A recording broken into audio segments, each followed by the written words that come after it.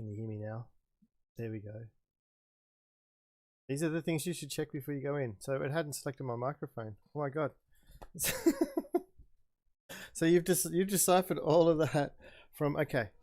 So let me start again with telling you everything that I was just talking about, like from scratch.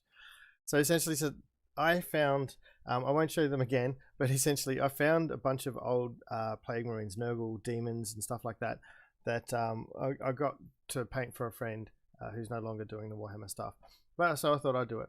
And what I was talking about is how these are already undercoated. So I generally like to undercoat before, and I'll plan what type of paint scheme I'm going to do on a model. And a lot of what I do is experimental. I just sort of get in there and feel for the kinesthetic, as Jazza says, kinesthetic learner. So what I'll generally do is I'll pick one of three main undercoats that I'll go with, three main spray undercoats. If I've got a lot of color that I want to bring through, so a lot of contrasting colors or a lot of different colors, not as in the same hue, like all greens, but say go from pink to green to purple and all the colors in between, I'll start with the white, because I generally want those colors to be bright and seen, and you don't want the undercoat taking away from the color itself. You want there to be a bit of brightness there with the white. Now the second color I will generally do is a gray, like an even gray. So that's if I want to do something, say, artsy. Let's see if I've got anything left on my desk that would have a gray undercoat. No, because I was good and tidied stuff up. So a lot of the fine figurines or smoother figurines I'll do with a grey, because it's a lot more forgiving as an undercoat for the material underneath.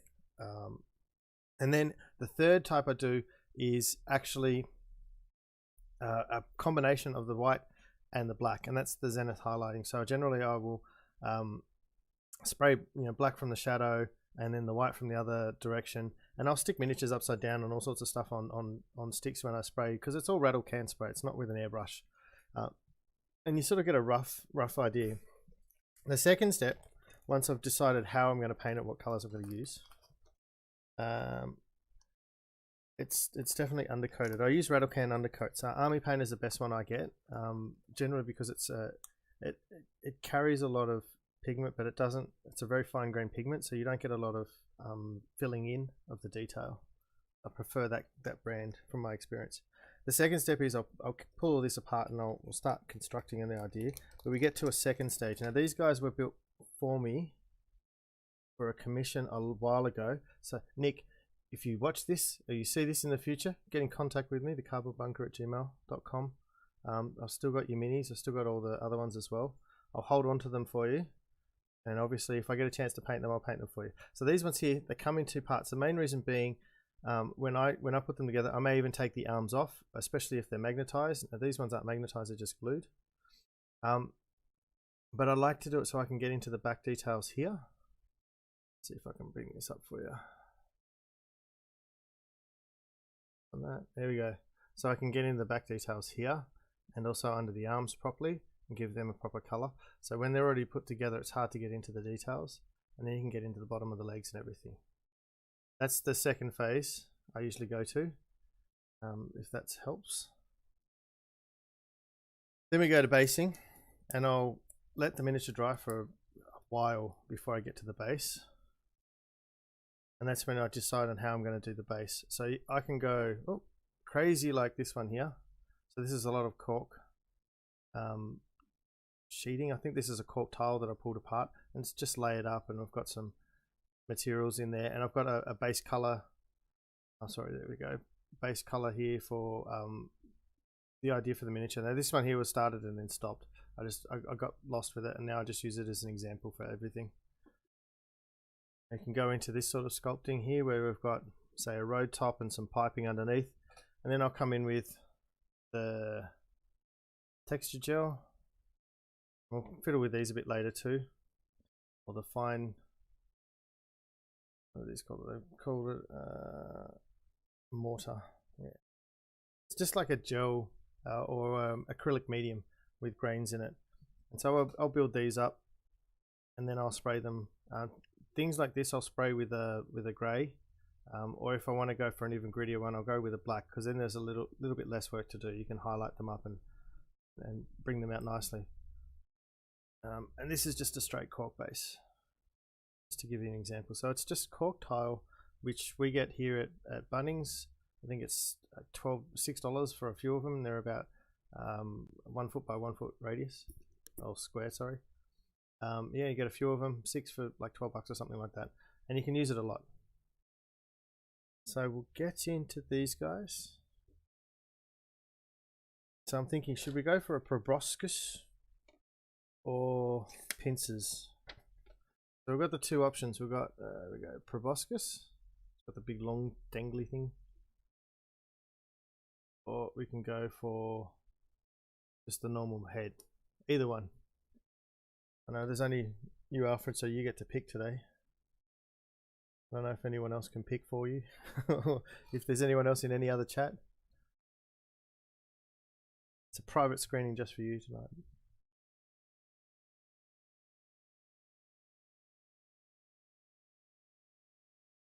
Second option, okay. So remember to do this on camera. So what I like to do is just try and pinch away from the model, so I've still got a tag there. And this is just for the first cut off. And I'm not snapping these guys.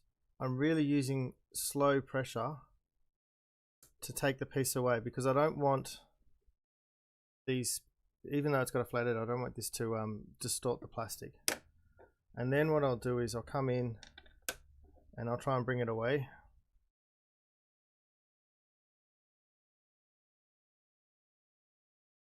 Bring it down to something a little bit more manageable. I know it's a little bit more fiddly, but when it comes to cleaning the parts, it's a lot better and you don't get any divots. So even then I've got a little bit of a divot there, which I didn't want. Then I'll come in with, this is just a cheapy little razor. It's blunt as anything. It's not designed to cut through anything. This here is I just use this as a scraper because it's got a nice long handle. Bring this into frame. So it allows me to use it in different ways, get in different positions and scrape. Now, I've been doing this for years, so my scraping is fairly controlled. And the idea is just to sort of smooth out any bits and pieces that are uneven.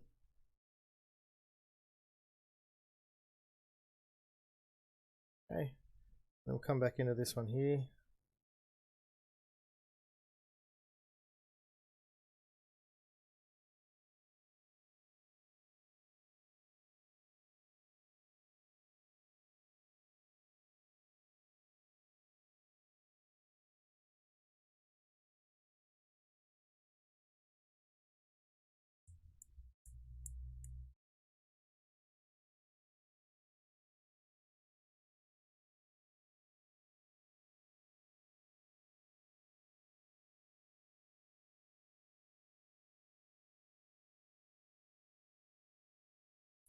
Use this like almost like a plane. You want to just sort of scrape across. I'll do this on camera so you can actually see it. So you're not cutting or cutting, you're scraping. So there's no need for sharpness because it's a soft plastic. It'll just sort of fall away from the actual model itself. We need the second part. Where's his jaw? Same thing again.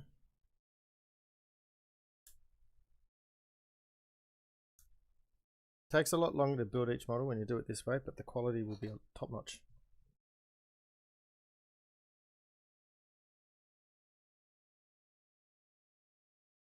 Yeah, exactly. Nice, a good one. If you can get a long pointy one that's blunt, by the time my X-Acto blades or the hobby blades that I used to use a lot ever got to the stage where I could actually use it like this little tool, the tip had already broken off and it was kind of useless. And I found that these things, even though the tiny little tip fell off, you don't ever need that little bit of a tip, but they're more robust.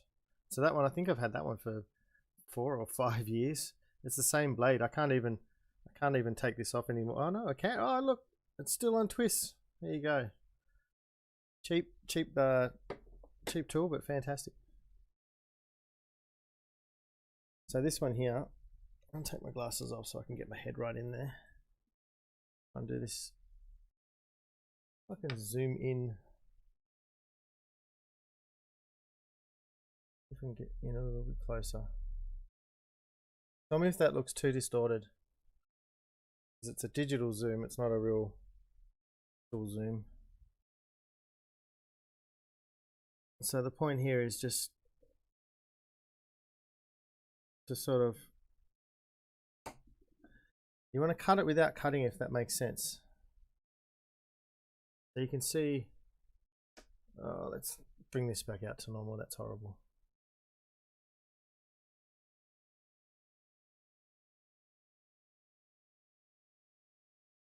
So you can see just here where I cut it, there's hardly any distortion at all.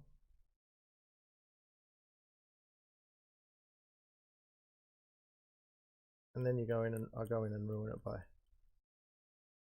trying to smooth it too much. Alright, let's get the old Rebel glue out. Oh no, I didn't get the second half off. Spoke too soon.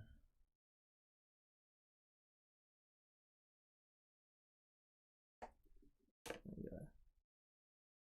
Yeah, nice cut. Try and get away any flashing that's sticking out there as well.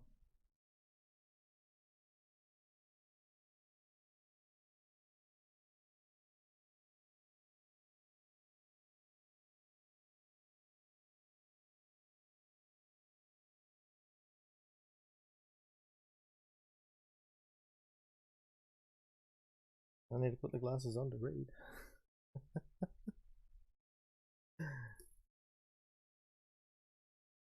Surgical scalpels on the glass. Glad it looks good. Yeah, the surgical scalpel, I'm a bit paranoid. I cut myself when I was very young, quite badly, on my hand. I mean, I say quite badly for me at the time. This guy's still. See, they put it right on the eye. It's a silly spot to put it.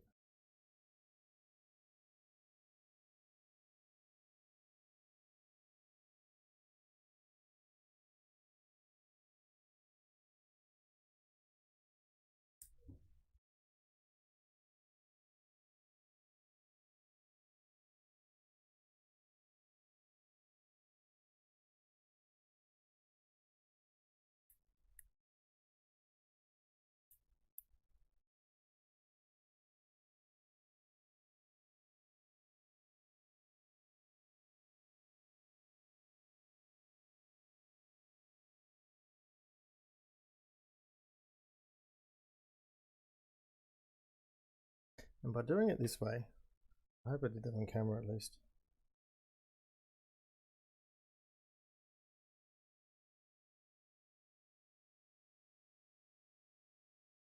By doing it this way, we're also roughing it up for the paint as well. Don't need the lid. Small amount of glue.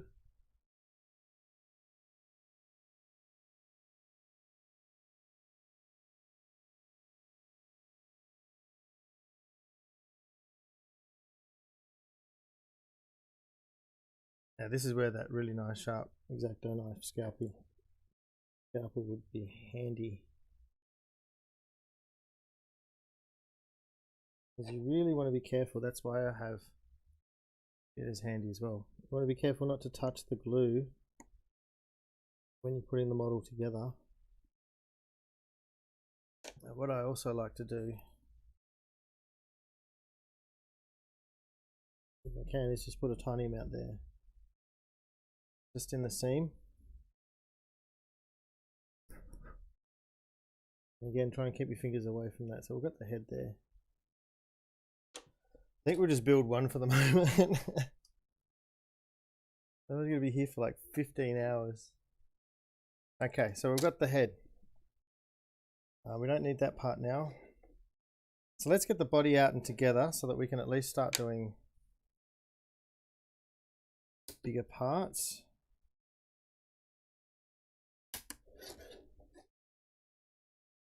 You notice I'm going a little quicker now. I'm not demonstrating, so it's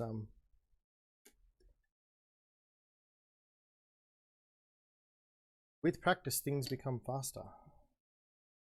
So another tip is I use my little my finger here to tell me when I'm past it, and then I move my finger out of the way. Don't keep your finger there because you will cut your finger and it will hurt and it's bad. Okay, so you can see I'm just squeezing gently through and it just comes away. You're not trying to snap it or anything else like that. You're trying to literally tear some of the plastic away from the other plastic. A little bit faster again.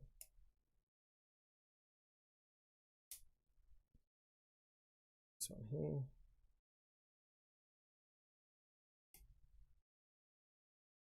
Okay, that's the body.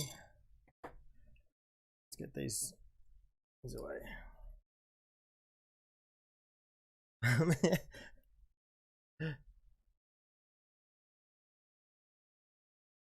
Yeah, look. Yeah. If you use your hands, you're going to get scarring. Just as soon as you realize that that's right. That's what my grandfather used to say. He said, don't worry about what you do to your hands. Just make sure you don't bleed all over the work. And he was talking about building things, not models. Although my other grandfather did like the modeling. Hundreds of model planes. He went as far as to have little stories and histories for each of them on. Printing gates on the parts, yeah.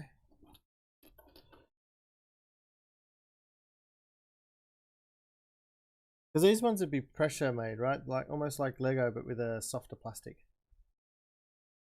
Because I've seen people fiddle with acetone. That's the one to melt it down.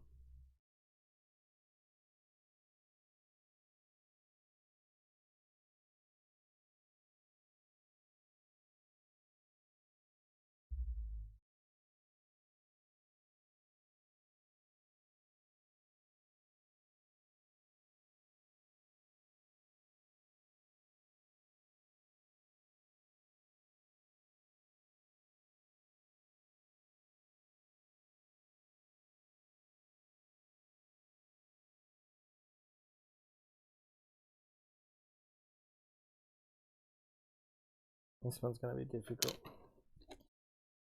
This one's difficult because it's in between this divot. So if I cut it from the wrong angle, I'm going to start scarring. Because it's Nurgle, you can be a little bit rougher. Generally, try and come through and do a circular motion with this little knife. And I'm not, like before, I'm not trying to cut it with the sharpness of it. I'm sort of scraping away the plastic because I don't want there to be any warping underneath. And plus it gives you a lot more control. See there? I wasn't careful enough. Let's just try and fix that a little bit.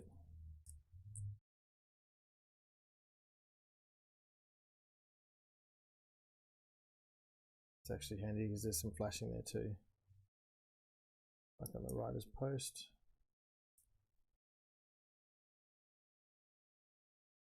You've got to don't ever use it like as a straight movement, you know, knocking everything over. Don't ever use it as a straight movement. Always make sure that you're twisting and turning it,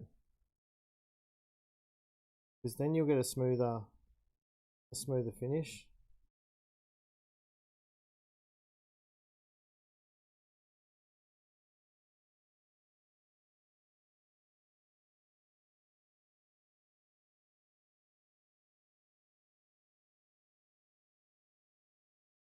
So I wanted to ask you, do you live like in a yeah, exactly, a carving motion? Do you live like in the sticks, as we call it here, in the middle of nowhere, or are you in the middle of the city somewhere, or a city somewhere?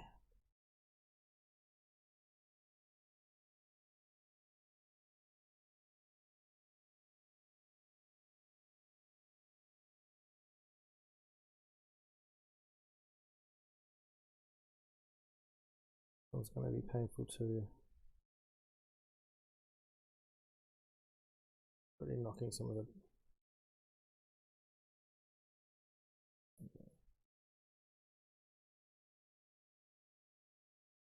and I've done it again.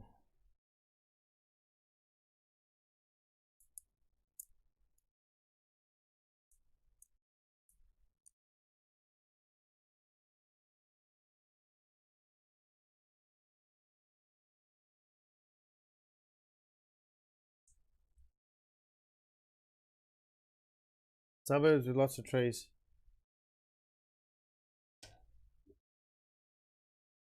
Oh, nice. Sounds awesome. I'm in the middle of, well, they call it suburbia, but it's fairly crowded for me. I grew up in a country town. Well, not a country town, country city. So, yes, I enjoy being able to go to the ocean or go to the mountains, or here we'd call it the bush. People live on the mountains here, so I mean, yeah. It's not as tame as the European mountains and forests. I'll say that much.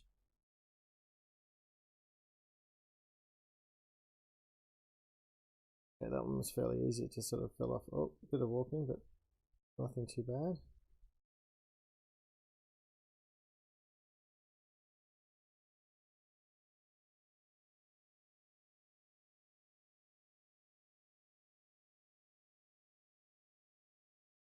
One of these ones.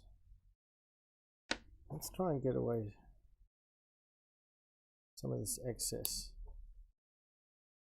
You saw me, I put my finger over the top now. That's just touching the top of the piece of plastic. It was well away from the nippers, just to stop it from flicking up and hitting me in the face. See, I'll do it again. I'll do it from this angle, see if I can. You can see I'm coming away from the model.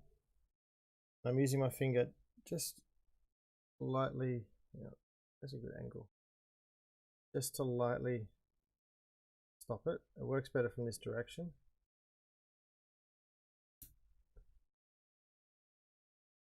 Just stops it from flying out somewhere. Yeah, he likes vacuuming afterwards. I'm going to see if I can some of these lights. For some reason it seems a bit brighter on the screen than I intended. A little bit less direct light.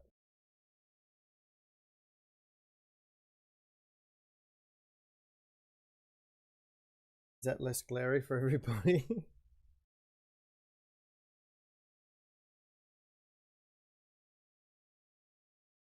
Let's see if I turn up.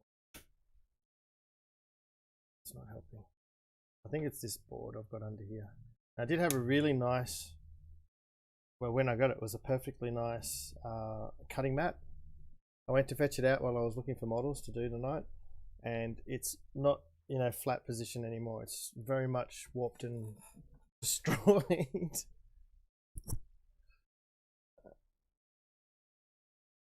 Looks good on Twitch, YouTube, it would be darker. Yeah, that's okay.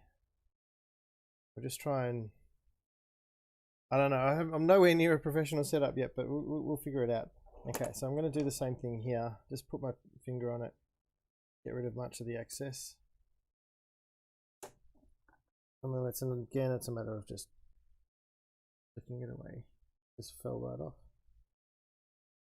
A little bit of damage there, but that's okay. I can live with that.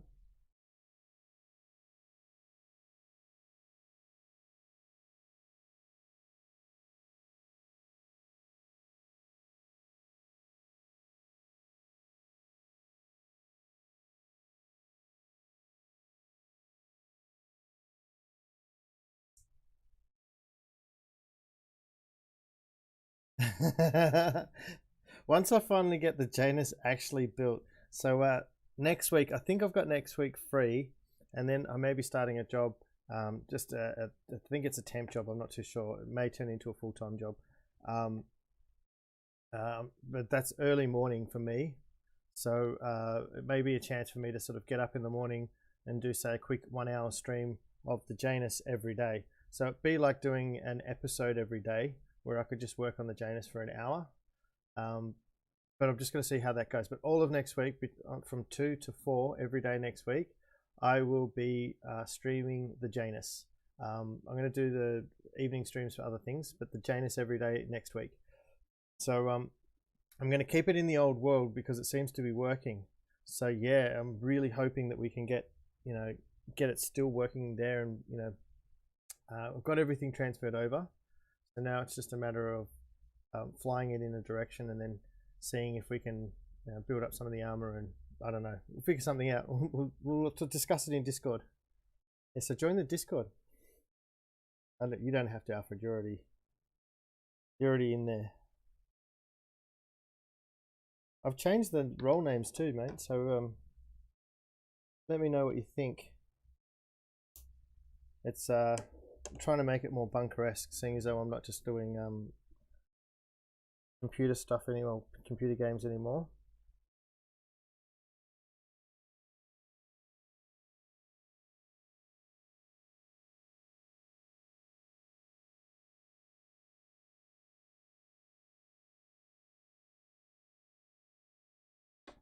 Oh, this one's huge.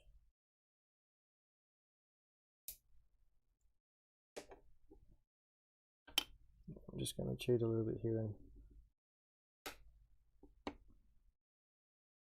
use the board.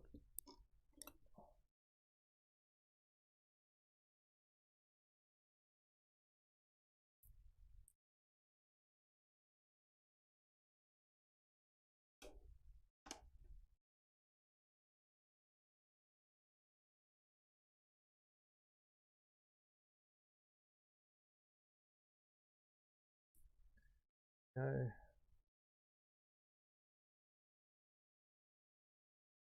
Seems to be pretty handy. Fixing to get it handy, I mean, so. Oh, I need to clean up. Now, like carpentry and everything else, there's the measure twice. In miniatures, it's the look twice. Always look again and again.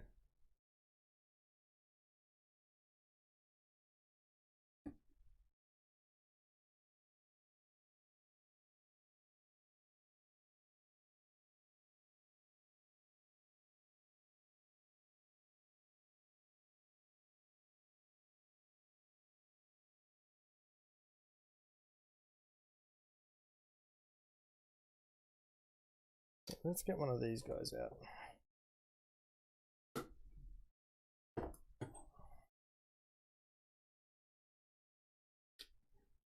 Just bear with me 1 second. I'm going to go grab the remote and turn on the air conditioning. It's getting a little warm here. I'm sorry, Alfred, but it's getting warm here. Perils of living in Australia. Won't be a sec.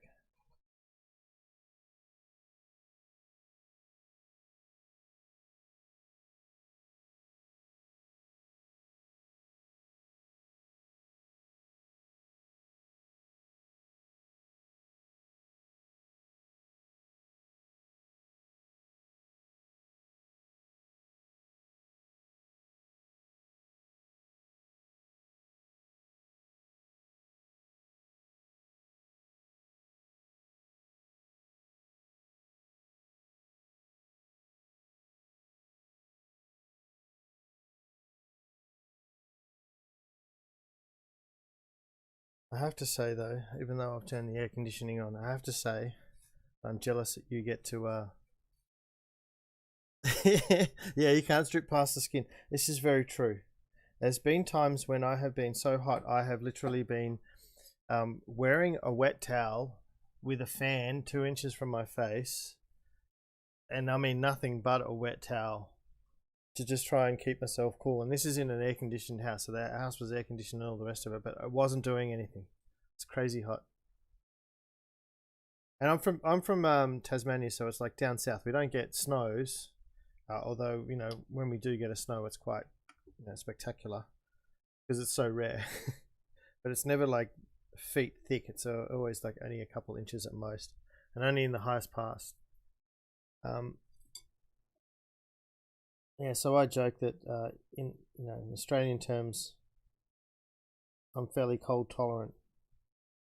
But I know the first time I step off the plane in winter Germany or anywhere north of I don't know, anywhere north of Switzerland or in the higher altitudes, I would be crying like a baby, asking for someone to please burn me so I could feel a little bit of heat. Okay. So before you really start squeezing on any flat areas, just make sure you don't have any glue on your fingers. Bit of squeeze for a little bit, making sure all the joints are there. And you want to let it really dry for a good 30 minutes before you start tackling it. You can add things to it, so we could put the head on, but there's no point putting a head on when you don't know what the rest of the body's doing yet. The glue there. I picked the black one so we would have more contrast, but it seems to not be working in our favor. Okay, so what's next? We've got the wings. We know we're going to put them on. Oh, it's a little too hard.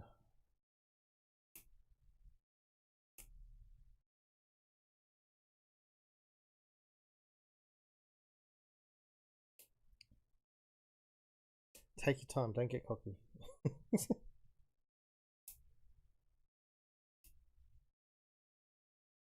Yeah, so I figured out what happened last week. Even though I've got like a 2070 with 8 gig of RAM on it, and I've got 16 gig of, I can't remember, it's really good RAM, and because I was playing 7 Days to Die as well as have YouTube and everything else running, and it wasn't running from my M2 disk, it was running from my normal HDD disk. It crapped out. My whole computer just crapped out, and it was 7 days crashing that caused the whole computer to crash. But I've had issues with video and sometimes sound lately too, so I'm gonna have to take it down to my computer guy and get a health check when I can afford to pay for what he recommends to fix it. But he did get my media computer working again. Prints in cement are hard to sand. Yes. Prints in cement. It's very, very true. Whenever I'm doing it, I'm always constantly fiddling with my fingers and rubbing them on my shorts or my pants. I've usually got a piece of cloth next to me or something like that. Just want to make sure I've got no glue on my fingers before I touch it, because there's been so many times I've been given a beautiful model to start painting and there's fingerprints in it, or I've been asked to put together a model and I've been in a rush and I've left a fingerprint in it, and it's just so painful because it's almost liquidy sometimes. Anyway, let's get a general idea of how these are going to go. Bugs, it's usually large on top, right? Where's the instructions? What are they suggesting? Large on top, small on the bottom. That sounds about right.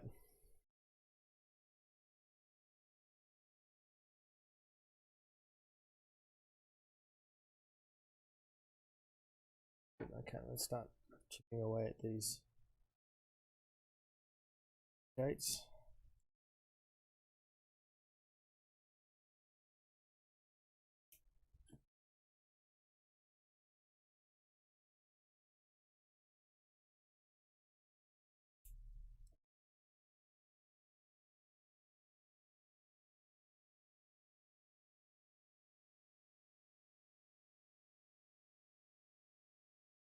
Oh, nitrite glove. I have to look into those.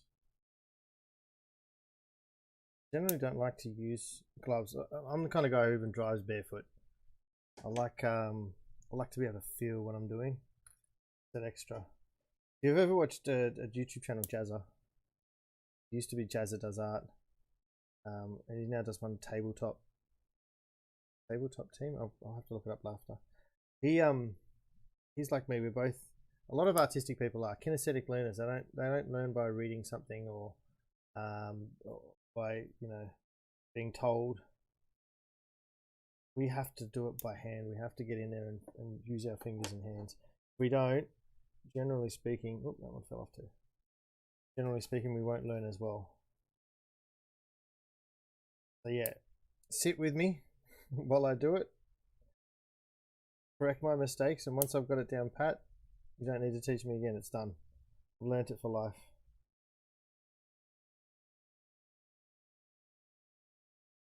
So nitrite gloves, is nitrite like a special type of plastic, or? Because I see a lot of people using the black gloves, so I'm assuming that they're nitrite gloves.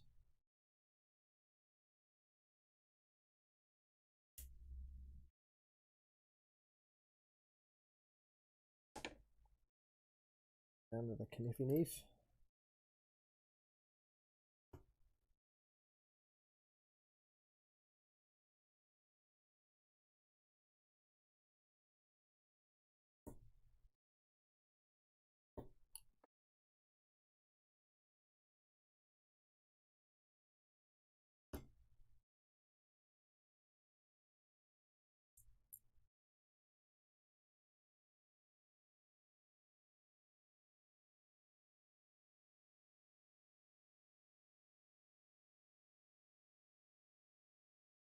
Get rid of any of the.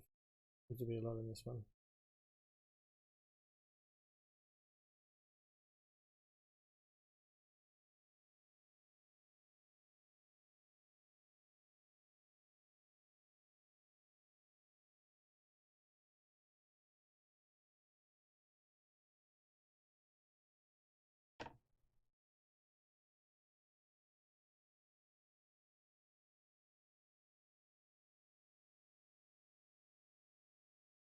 It's nice.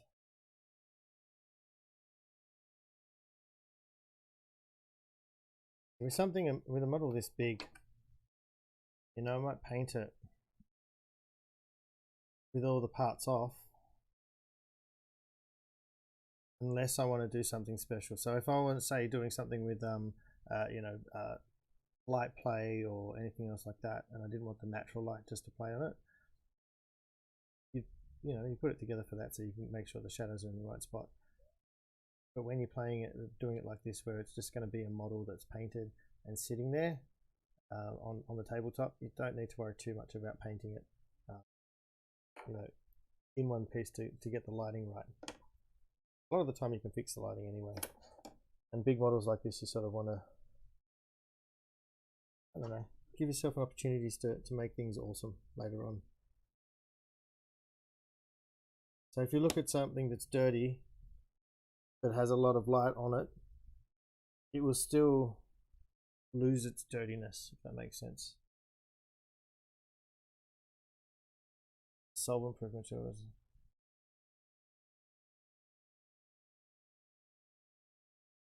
The UV reactive additive to the wing. Oh, I wish I had something, mate.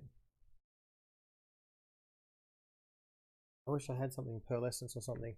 I've only got a metallic base that I could add to it. I've got a lot of glazes and thinners, so you can thin the paint down without losing too much of the color density.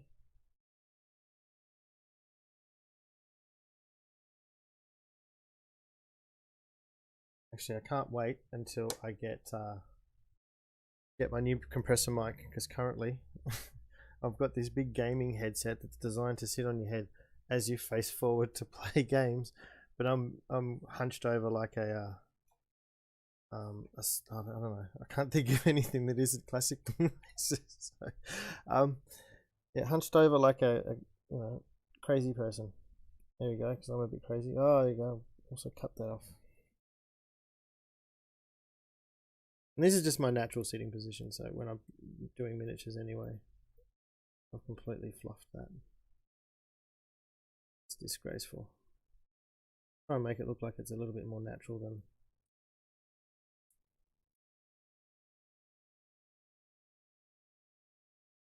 A bit smoother.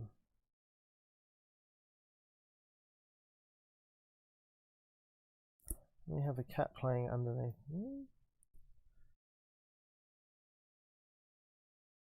Hopefully she doesn't bring down the screen. I'll focus a little more, I think.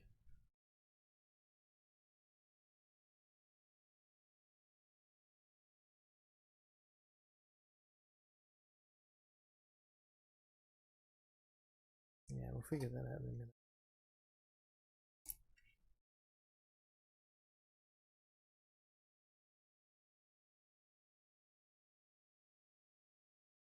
Oh, he's drying nicely now.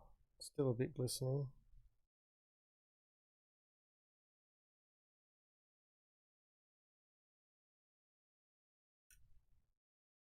I'm making sure that I keep them next to each other, organize them. So these ones will sit this way. So I know that this side will be the upside. I want to make sure that all the upsides are the same.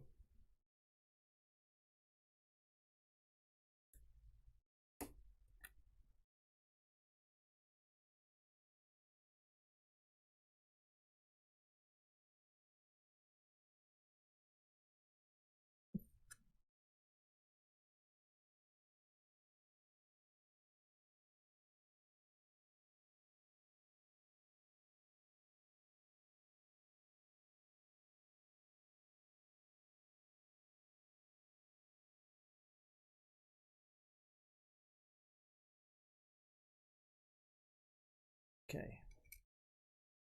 One more wing to go.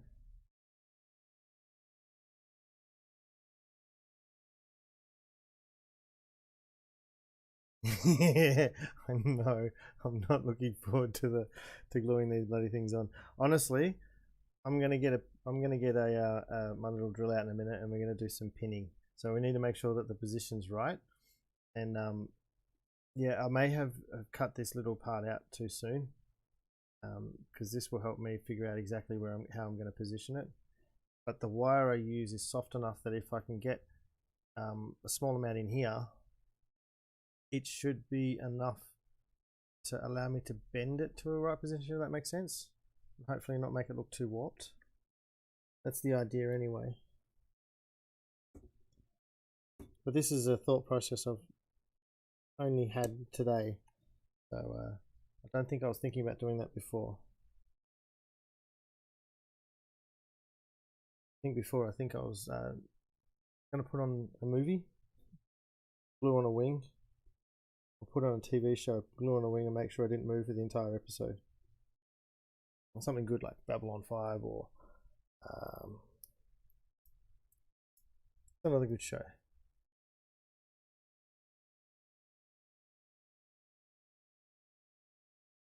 1976 Seawolf. That was actually the year I was born there. 1976 Seawolf. I'm trying to remember the game.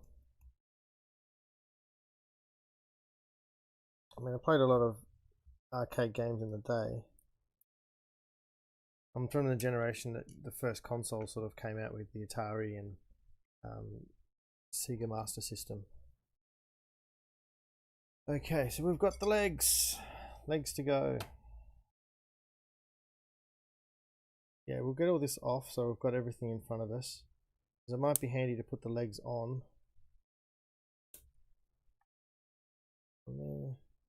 Might be handy to put the legs on and let it sit while we work out how we're going to put the wing rods in. Making sure I didn't say anything accidentally silly.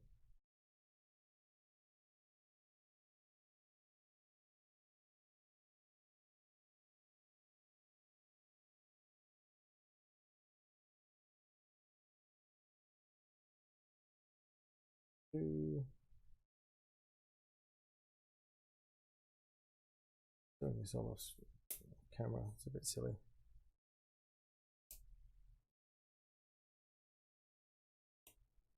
Keep forgetting it's not from my perspective, it's from the camera's perspective.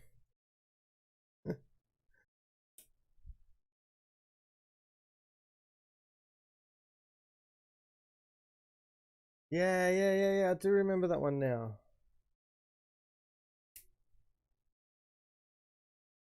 Well, we had actually we didn't. My cousin had an Atari 2600, and we played like Pitfall and all of those games back in the day. That one I cut right into the bottom because I don't think it's going to matter too much with this model. Just to explain what I was doing. Sometimes I don't think to explain it. I used to teach kids how to do this sort of stuff. There you go. about 10 years ago. Okay, I'll clean these. Yeah, you gotta look after your dads. No, we used to play. There was a hot dog place where we grew up, and you go down and you wouldn't pick like, oh, I'm going to have mustard and sauerkraut, with a set. What kind of sauce? They had different bratwurst sausage or something like that, and they weren't like proper, obviously not proper bratwurst, but they were more commercial. And this is going back into the 80s, so they probably wouldn't have been of high quality either. Anyway, you pick a dog. You go in there and you can I have an Alsatian, or can I have a sausage dog, or can I have a dingo or a bluey, or you pick a dog. It's quite fun. And they had an arcade in there of they had in there Asteroids was the first one. Then they had a Pac-Man, and then later in they had like the over the top flyers like Gallagher and all those ones where you were top down perspective on a plane, and you get power ups and whatnot. I think it's Gallagher. I can't remember the name of it now. And another thing we have to do is, because this is Nurgle, we don't want there to be too many straight lines. So it's really important when you do these sorts of models, even though it's going to be a gross paint, if that makes sense. It's going to look like it's disgusting and gritty. You don't want there to be any sort of man-made oddities, because this is even though it's a demon in fantasy, it's an organic thing. You want to make sure it doesn't look too unnatural, and straight lines and flashing, all that sort of stuff will give it away very quickly and take you out of the illusion of reality.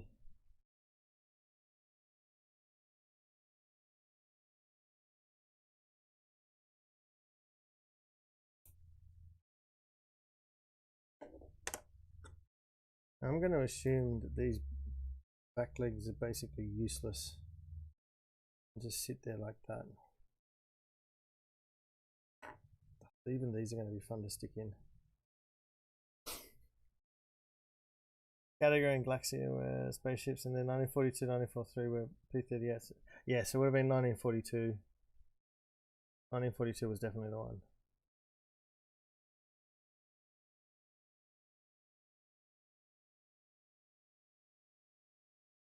This is all when I was a real young tacker.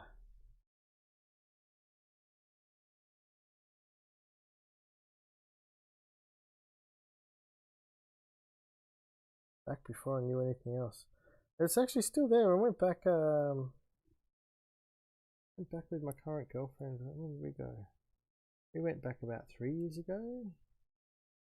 Stayed in, like, visited all of Hobart because she's never been, all of Tassie because she's never been.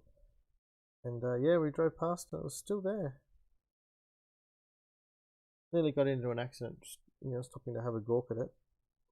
Okay, we've got some flashing here, so I'm just going to make sure I get rid of that.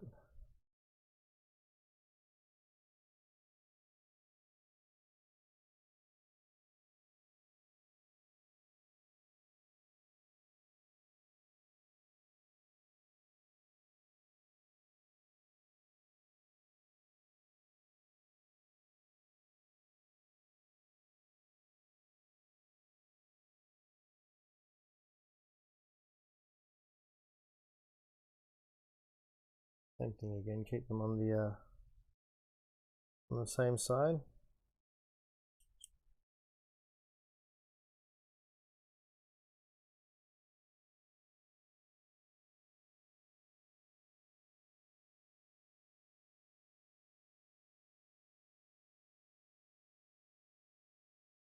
I'm doing it again.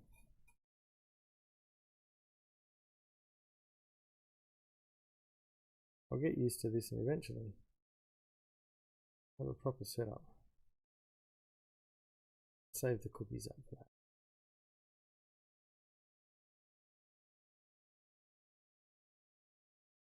that. Stretch time. Stretch, stretch, stretch. Let's bring this over so you can see more.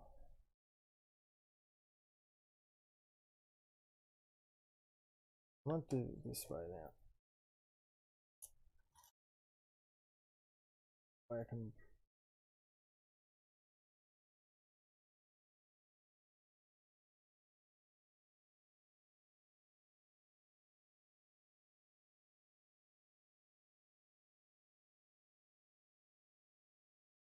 How long have we been going for? Wow, an hour already.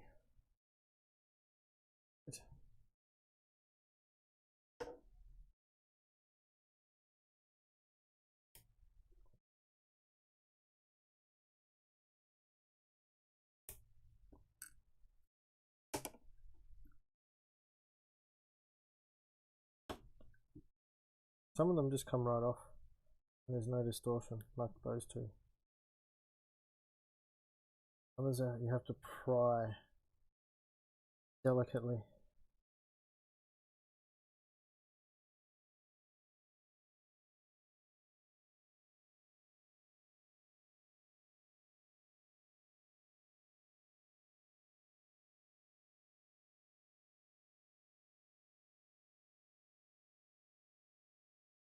Oh, 100 plus. And pizza. Wow. See, you could be a gamer back then, eat pizza every day, and well, I mean, within moderation, obviously, but you wouldn't be too bad because you have to physically get up and run around, or you have to physically move around to play the games and stand there, burning a little bit more calories than nowadays. And sit on a comfy couch.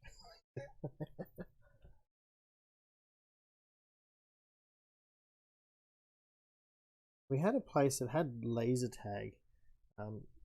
Tassie, we didn't have paintball. We had laser tag inside like a little arcade building. Oh, got pretty close with that one. I don't know if you can see.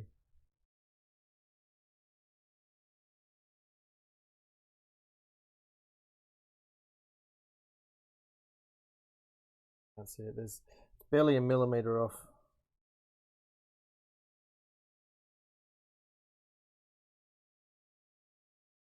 Really put a hole in that thing.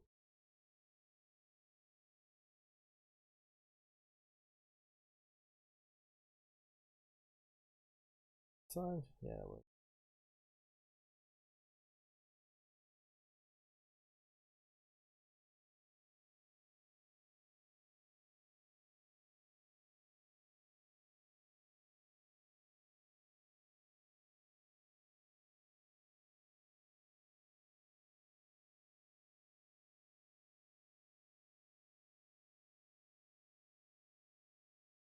Yeah, laser tag's good. I prefer paintball, but it's expensive and I'm unfit.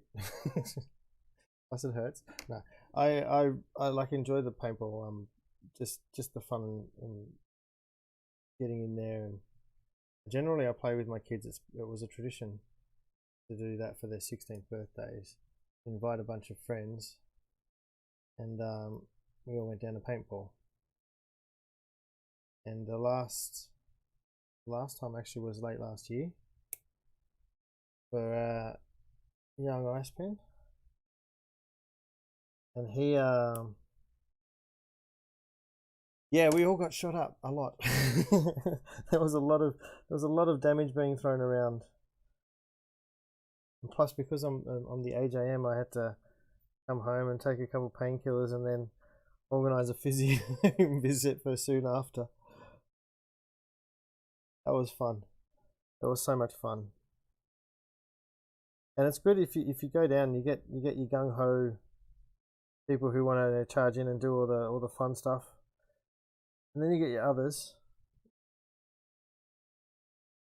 Strange noise. And then you get the other kind who are like like to hide and be careful. And then you get your obvious, your normal people who like to cheat. They get shot 500 times, but they think it's the amount of pain they can take rather than abiding by the rules.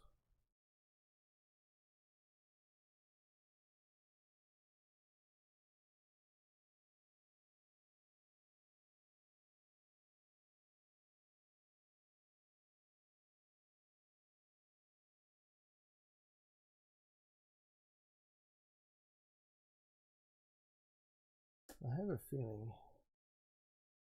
Focus.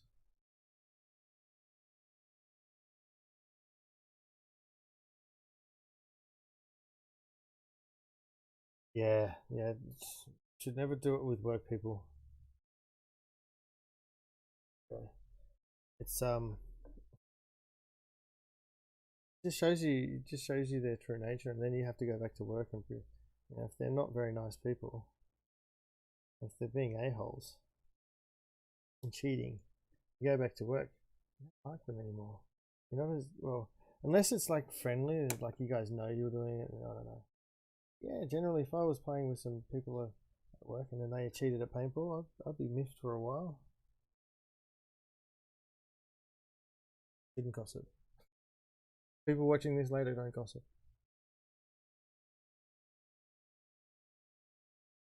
Okay, you can gossip a little. To be nice to everyone. My motto: be nice and have fun.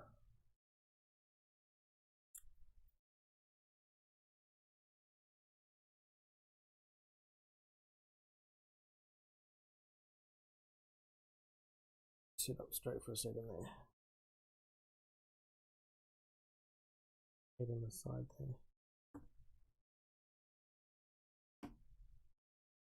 So my friend and I are working on building a proper desk because the desk I model on is too low, but the desk that I have my computer on is too high. So I'm constantly lifting my chair up and sitting it down, and I've had to put a foot pad underneath just because, you know, my legs are short. Got Duck's disease, means my bum's too close to the ground.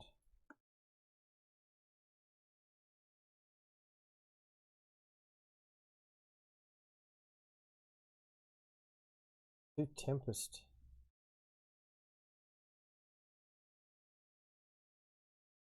Yeah, actually, when we get to the stage of building the desk, I'm gonna. Awesome.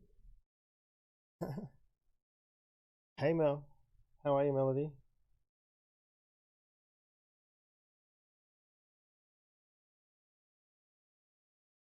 Thanks for joining the stream over on Facebook. This is awesome. It is awesome. It is working well. So yes, now I've got to be careful about what I say. Really. Alright, so we're just going through the last leg, making sure we get all the flashing off and clean off where all the gates are. And the sprues connected. And I can see here that it hasn't been undercoated properly, so we're going to give this a dry brush of white as well. Got my plate ready for that.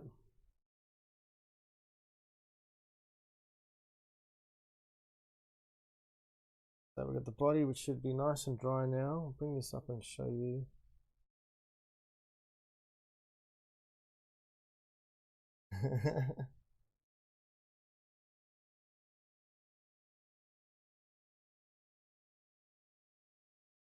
I need to mod Streamlabs. Oh, hang on a sec.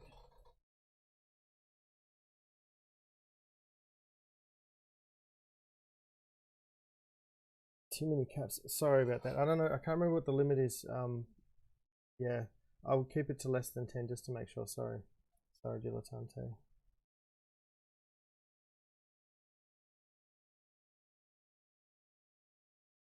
This.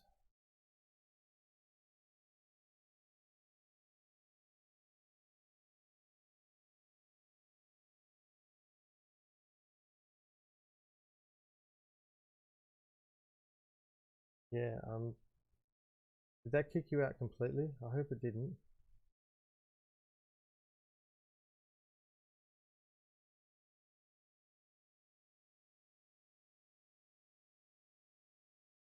Okay, good.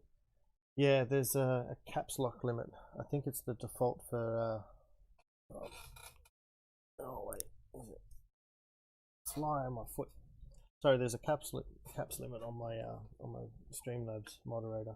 I'm still learning a lot of those functions, so we'll get there eventually. I thought I had it down pat, but I was obviously wrong. Okay, so we've got the body, we've got the head. Now it's got a stinger or some such let's get the destructions out.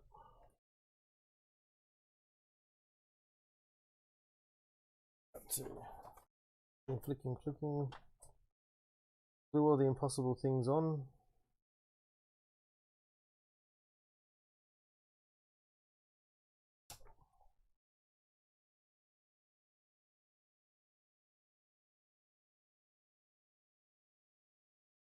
Now we've got another choice. So we can have a dangly thing, or we can have, there's like, I don't know what this is meant to be. Oh, it's a little tooth. So we can have, this is I don't know, this is going into the realm of weirdness. So we can have something that's coming out the bottom that has a little mouth on it.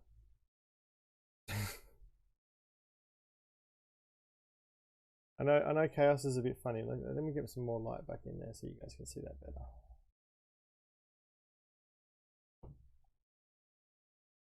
All over. Bring the brightness back in. So yeah, there's a little something hanging out there. I think I'm going to put that in the actual head. I think that'll fit in the head. So I'm putting that in the head. I'm going to make that fit in the head because I think that's a bit ridiculous that they want me to put that in its butt. I'm going to put the stinger in. Which number is the stinger?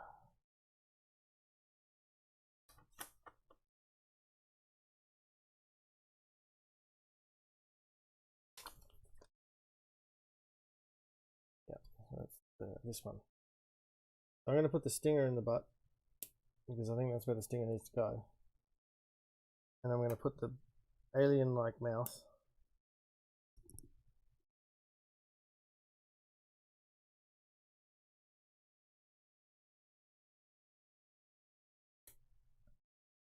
so what else are you watching, Melody? Melody, okay, there we go. We've got Melody. Mel, you've got to make a choice. Which one are we going to put in the butt? We're going to put the mouth one in the butt, or are we going to put the stinger in the butt? If you're still there.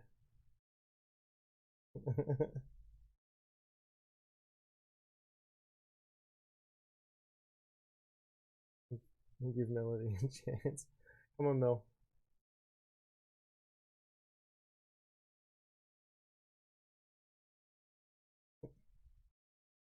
How long do you think we should give her?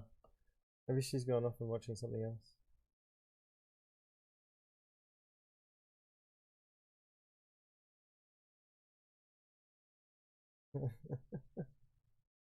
You know what? I'm gonna put this. I'm gonna go with my original idea. I'm gonna put the mouth in the mouth and the stinger on the butt. I'll give it until I glue it. If Mel doesn't come back before I glue it, then it's stuck that way. If she comes back and says something different, then I'm gonna do it the way she says. I think that's fair.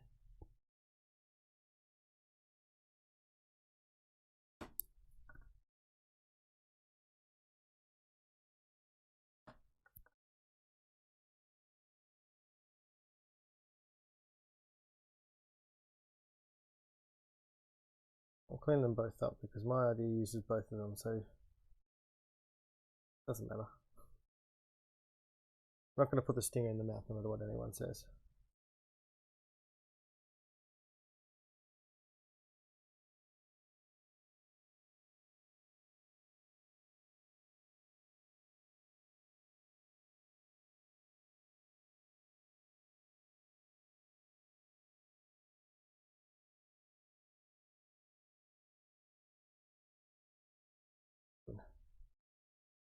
This is awkward. No, don't do it. Safety first, safety first. Okay, I've nearly got it off. I've managed to wedge enough of it away. And there's my set.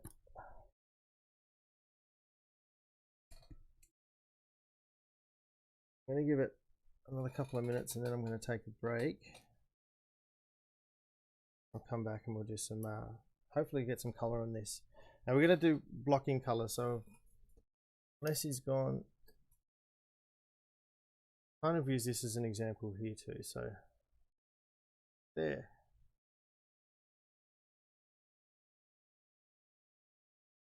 Okay, so even though this is a very fine miniature, you can see that we've got a base tone throughout the whole thing. So there's bits of green in the skin tone, there's a tiny bit of green in the hair, and it sort of brings the model together.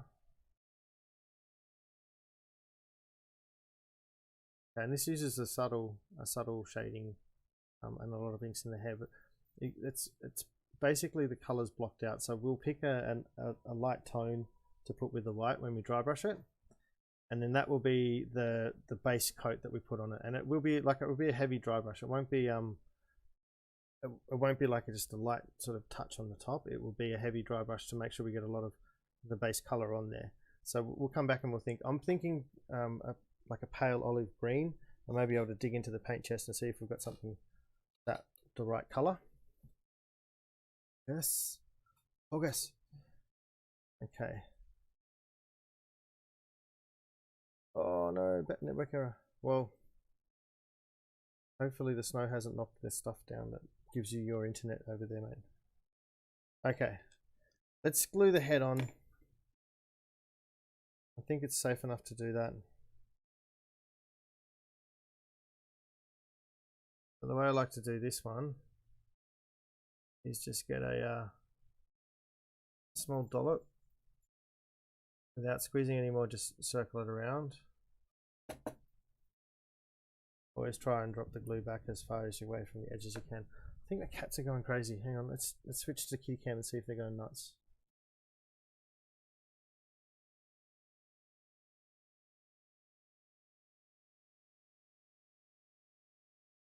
Hear them running up and down the stairs.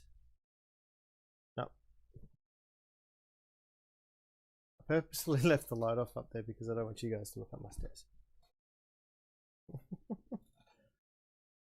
Plain colors overall. Okay, so I was thinking, because the whole army is going to have a pale olive green theme throughout the whole thing, which is generally like a Nurgle theme in the first place. So I'll probably be going with an olive green or a green base tone throughout the whole thing.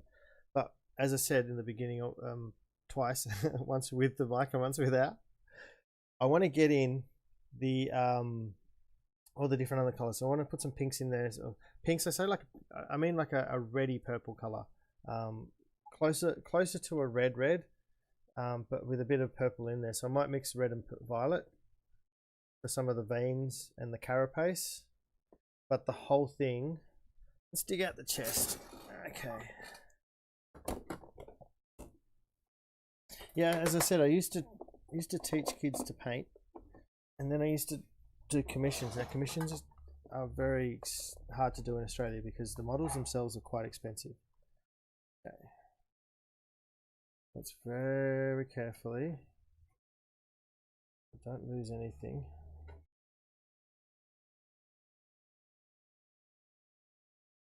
Okay, so here's my colors that I have.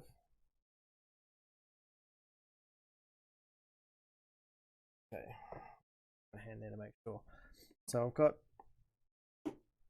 skin tones, mediums,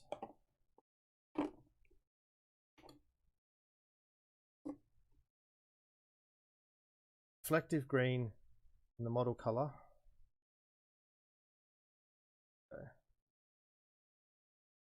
So reflective green, but really, really pale. Or even, which one's this one called? I've had this one for so long. This is like a very pale, almost like a zombie green. So I might even just use pure that. A lot of these paints are starting to get really old. Like this one here is so old now. I need to start using them to get rid of them. So that's going to be the base color, I think, for my entire Nurgle army. And then that's my bright red. Then we're going to go for a wash of, if I can find it. That might be, that Rikes on Flesh might be a bit too much. I was thinking of maybe a sepia. It's orange. That's definitely too far. I'll flick this around so you guys can see. This is my pile. This is my GW paints. I don't use a lot of variety for my model colors, mainly because I don't use a lot of color itself each time when I do my painting. I'm not painting an entire tank one straight color. So what I will generally do is use the base 6 colors, so the 3 primary colors and then the 3 secondary colors, and then usually you can use those as well as a white and a black tone to bring the different darknesses up. But you can also use the color theory, so you add a touch of green to your red and you get like a really nice dark red and it looks natural. So that's generally how I like to paint all my stuff. But I might use say a warmer green instead of a darker medium green, or I might use I've lost a lot of my colors. I might add a touch of brown rather than actually making a brown. I might just use a brown, or I might change the tone of the green or the blue or whatever. I'm just looking at some of the other colors I've got here. So there's a nice skin tone I've got here. It's a really pink skin tone. It says beige red, so once that comes out, it's like a kind of pink skin tone. It's quite nice. It's flayed flesh. I want my washes, so I've got some clear stuff. Yeah, I'm gonna have to make it by the looks of it. I have to make my own wash. So that could be too much. So because green and red are essentially opposite on the color wheel, I can go through that for you guys if you want. Colors. No airbrush, but most. Hang on, let's go back. I've been too caught up in my colors over here. No airbrush, but most of the paints for airbrush. Yeah, look, I thin my stuff right down. I would rather do 500 layers and be able to control exactly where each part goes and how much is in there, than be creative and wet mix and all that sort of stuff. So I like to make sure my paints are thin, use washes, get recesses the colors I want them to be before I put an overall color over the top of it. Because then you can add things like purple to skin tones and things like that, because the skin, even though you don't realize it, has a bit of purple in the deep recesses. So yeah, these are just my GW colors. I generally use a lot more of the clear stuff, or I'll use this for the terrain. Not that they're bad for model painting, but just the style of painting I do, I need to put thinner in it, and the thinner that GW uses is a little too expensive for my taste. So yeah, I'm going to keep this one out as well. I've got the red already. Might bring out a warmer red. Do I want a different blue? No, I'll keep the mid blue.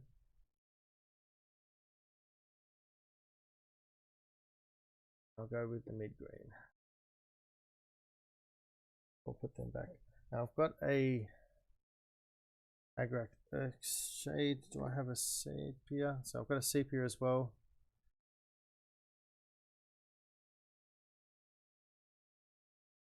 I'm really tempted to use the crimson. Yeah, okay. I'm going to use the crimsons on the wings and the carapace. Hey. Just carefully not dropping anything else. How are you, Robin? You good? I'm an episode behind, but I've had a busy day, so I'm using that as my excuse.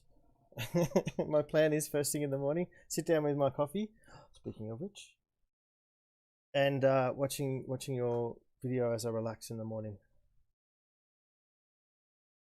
I'm quite good. I've had a good day. I did some mowing in the morning, had an interview for a job, and I think I've got it. I'm just waiting for confirmation and a start date. Had lunch with my lady. It was nice. Wasn't able to do that before.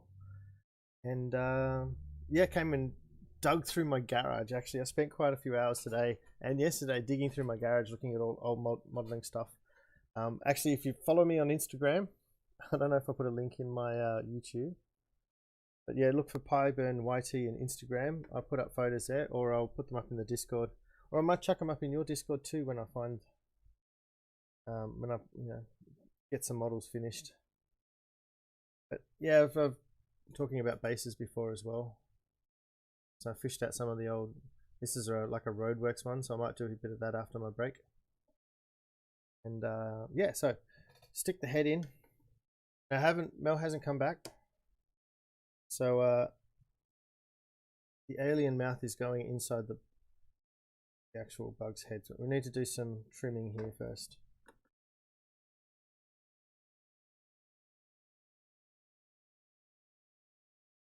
Let's bring this down a little bit at the top.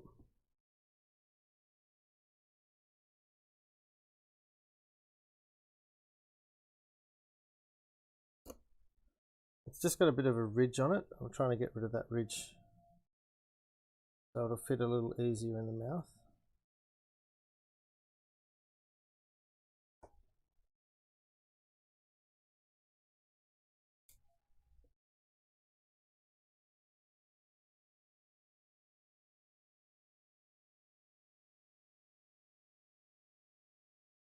It's good to hear.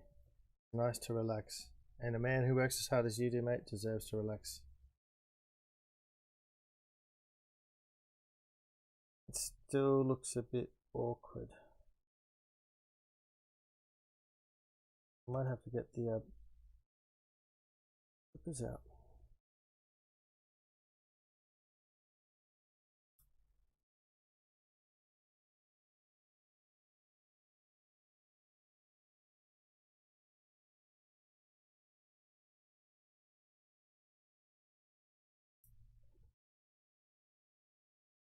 And another trick you can do is get some wet and dry, and occasionally go through and just go over the edge and just clean it off. Keeps the edge nice and sharp. Mine isn't sharp enough, otherwise I'd be cutting myself over as I was running it. Oh look, I don't want to. Size doesn't matter to me, Alfred.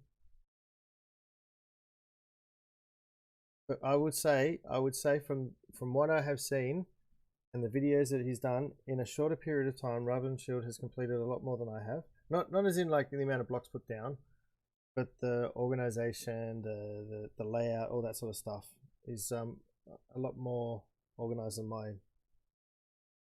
Yeah, like mine, I'm gonna have to do some retrofits to fix some of the stuff up, or I'm gonna have to completely redesign some of the areas, just to sort of, I don't know. I've got a lot of open spaces that don't need to be open spaces, maybe, or I've got too much stuff.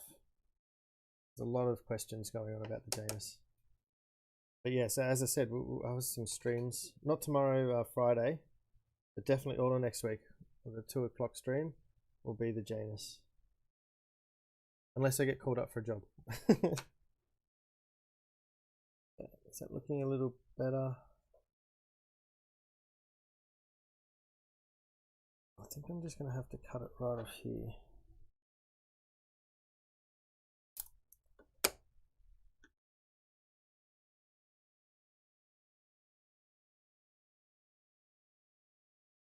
Yeah, that looks like it barely fits in.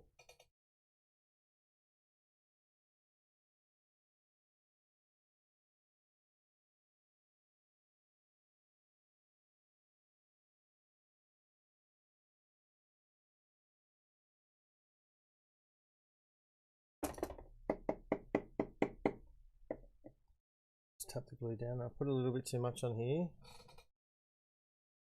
until I failed to bring a wiping cloth. No, take it off with. Just use a little bit of this cork.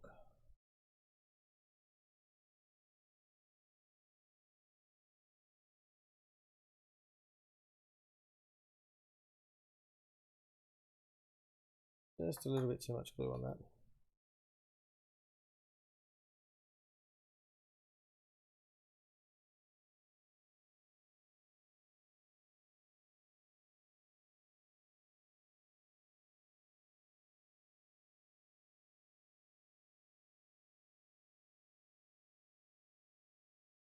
$5 AM. And Robin's up. That's amazing. And are you still up? You are still up, aren't you, Alfred? Thanks very much, mate. Thanks for joining the stream. I'll talk to you after, mate. I'll post a picture in Discord after I finish that. Yeah, it was. Thanks for letting me know my mic wasn't on. That was awesome. I could have done the whole stream and it would have been completely silent. Oh, that would have been tragic. We just let the face go there.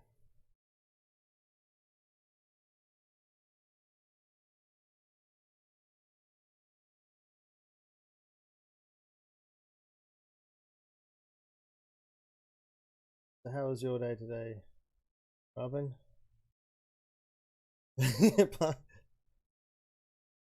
You have 11 a.m.?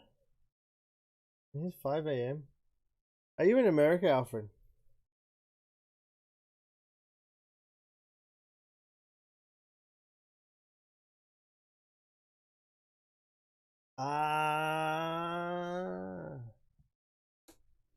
I don't know. For some reason, I always thought you were in Europe, but that could just be me. I'm a little bit, you know. That's East Coast. There we go. So the 2 o'clock stream would be 2 p.m. stream for me because I started this at 7ish. Wow. I'll do the maths later.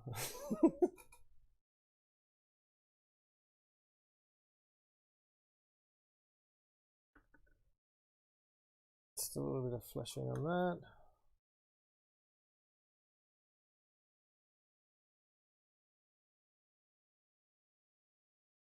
And poison droplets.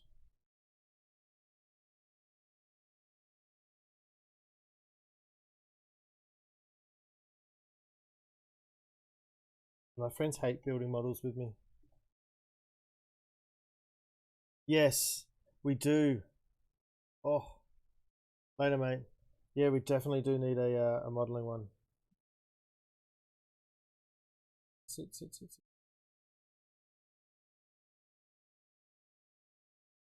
I want to hold you.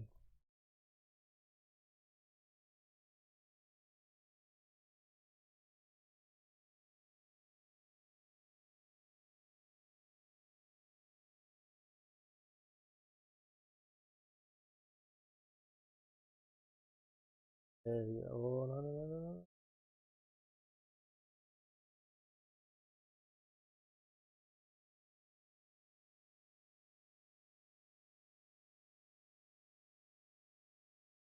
Try not to get any glue on myself.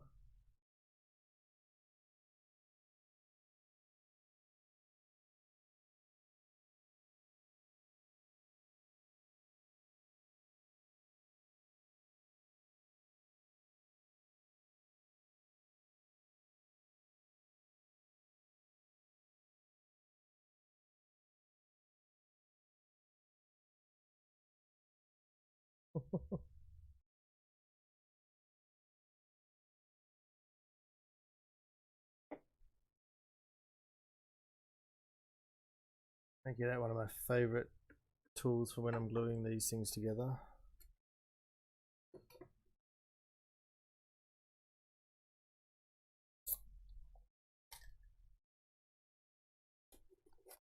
So I have my little GW drill, but I also have this steel wire. It's very strong, but it also doesn't stick to the acetate glue, so it's easy to push the model around without it sticking. I don't know if you can even see a clear picture. Focus. It's not very. I'll pull it back down. Yes, I'm just nudging it ever so slightly so it sits in a better position, a more preferable position. Because it looked like it was crooked, like it was digging out to the side, and even though it is a bug, it should still be pointing out straight down the center of the line. So that looks straight to me. Alright, there we go.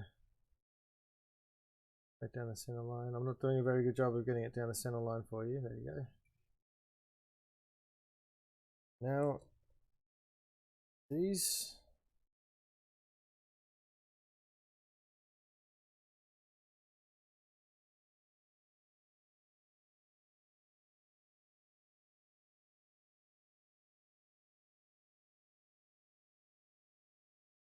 I want to go for more of an open, aggressive stance.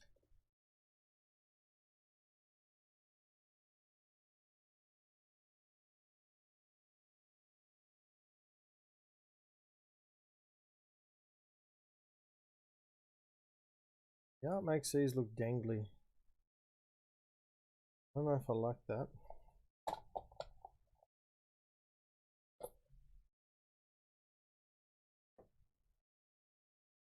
They sort of sit back in the art.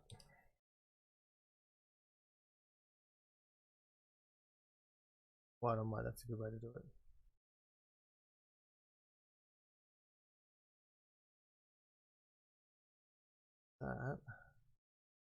I don't know. I can't see a way to position them in a more aggressive stance. So I may have to just have the front claws kind of latch on. Why would you have these yanking great things and not use them?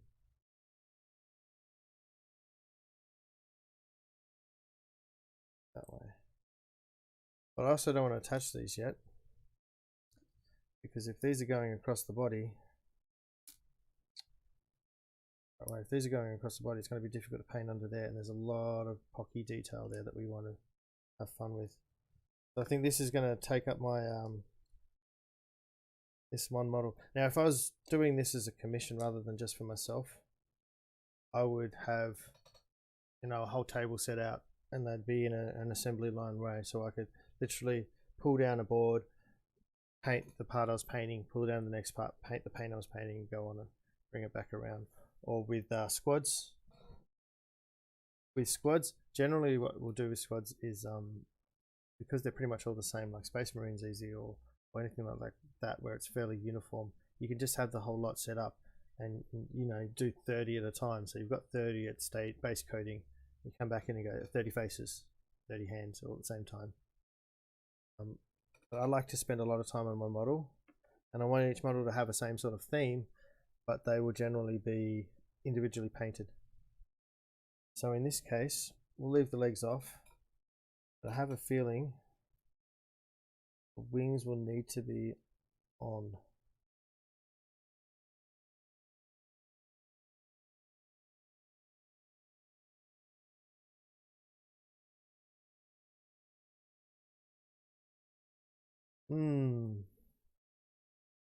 Yeah, they're not really going to get in the way, but maybe I want to paint the carapace first. So,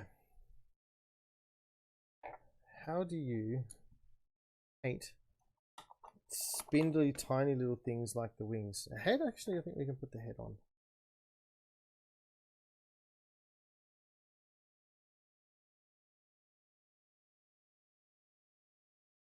Yeah, the head we can put on. Glue in there already. There we go. Let's just put a dab in the back.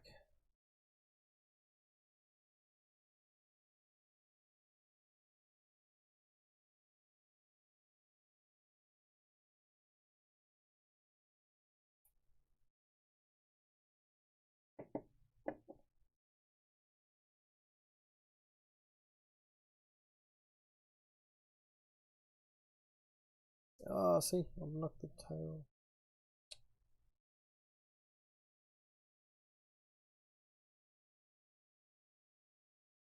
Still not dry. Patience.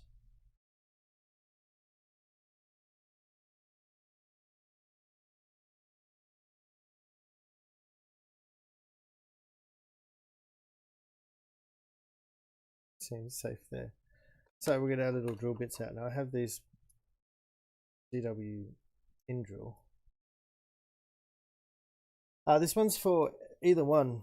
I'm just painting them because I like the models. There's 40k Terminators that came with it, and I think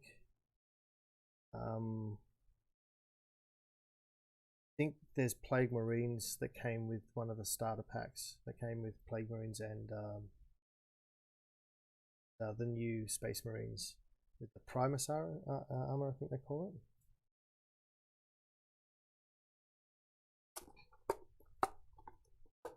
I need to get my spare wiring.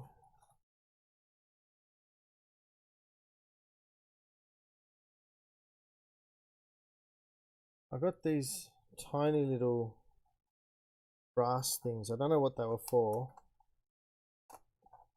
They are perfect for pins, especially on with my little. I can't even pick the bloody thing up, it's so small. So with my little 1/2 millimeter in my little 1/2 millimeter drill bit, it should be.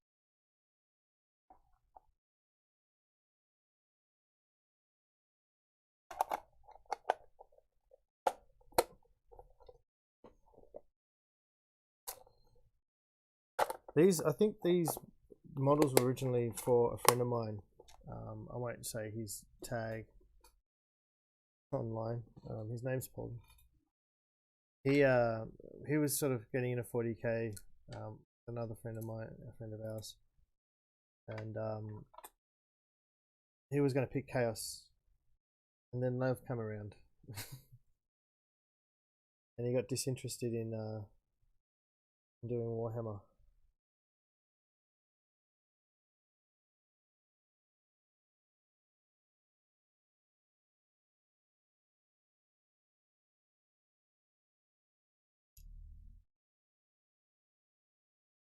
Such a fiddly little thing.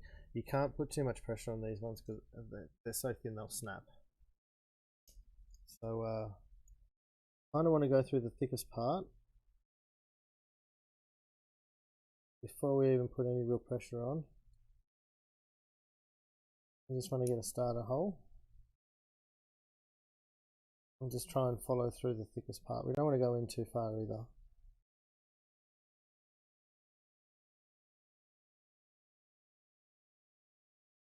We've gone, we need to go a bit further than that.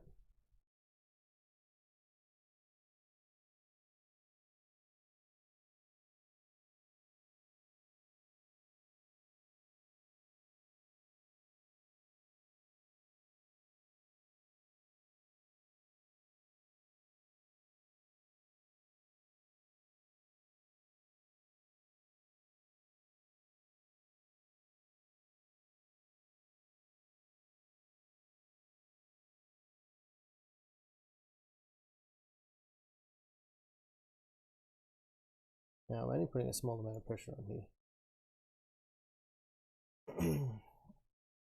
Should fit.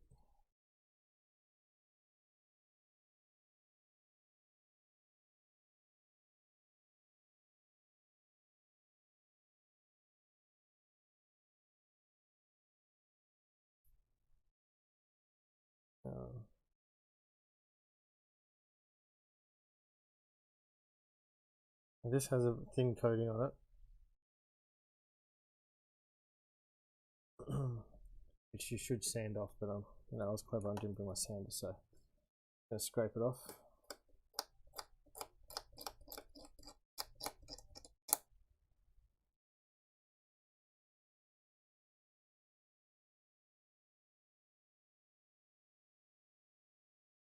Put that in the rubber pile.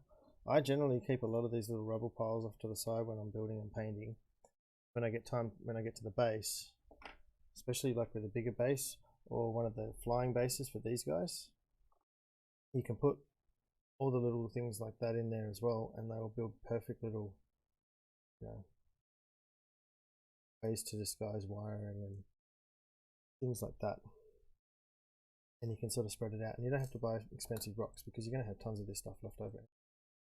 Once you've finished building the model, you've got all the bits, extra bits. No harm in chucking a couple of bits of extra bits in the ground, terrain.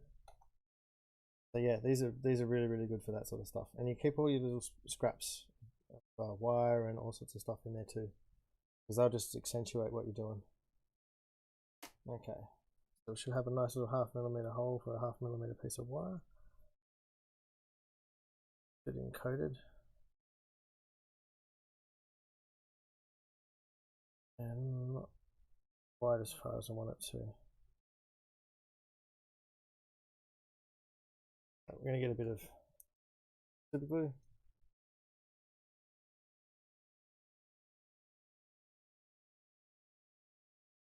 Nice little dab.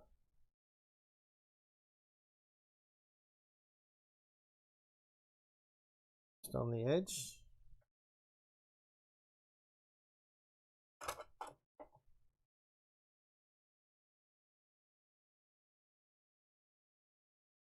And then let it sit. You can use baking powder if you want, but I don't want to make this too firm a hold. I want this to be a little bit weak, so later on I can pull the pin out if I need to. Or we can leave the pin in there and use that to stretch where we want to put it. So what we'd do is drill a hole in the model itself and use the pin to hold it in there, but also to give us a bit of movement if we wanted to. But we don't want this to go, we're going to paint all this together.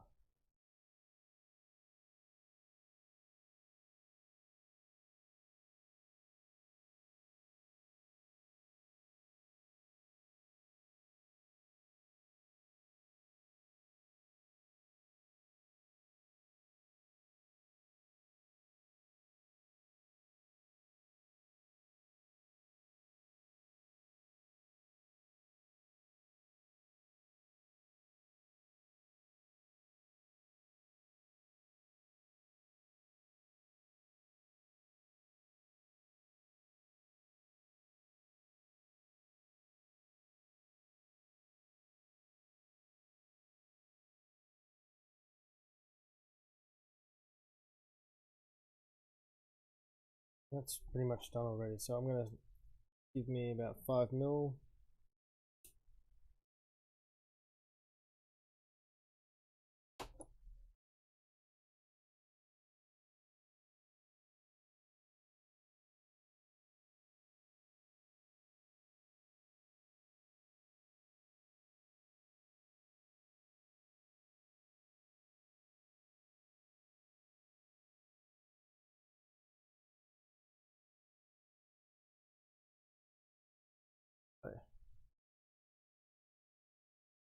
I have to say I do enjoy drilling the new plastic compared to the older stuff.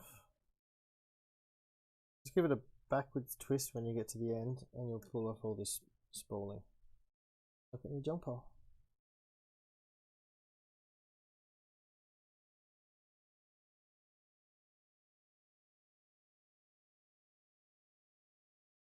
Not really enough. You want it at least 2-3 mil if you can help it. And you don't have enough space. Depth. So it gets difficult.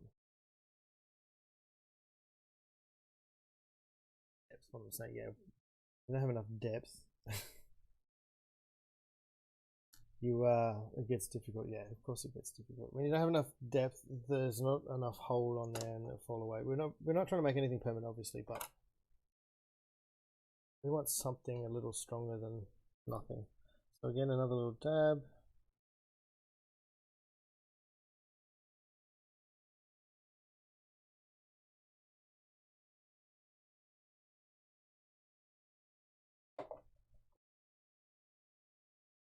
This one in. Okay. Start on this one.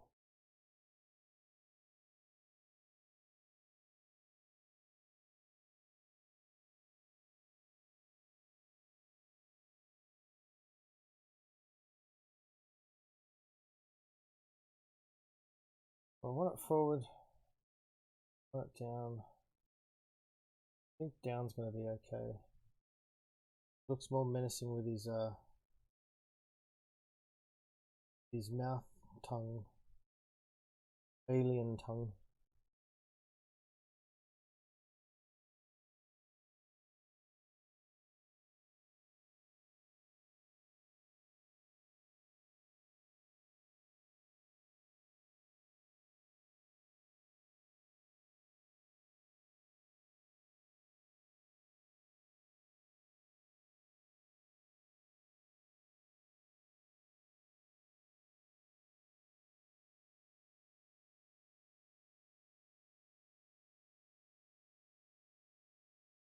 we got then. Definitely need to go.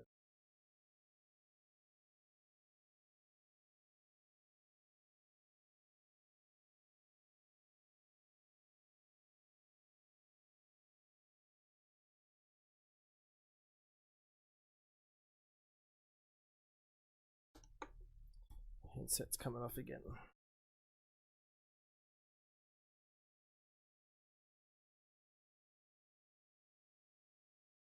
And give myself about 5 mil.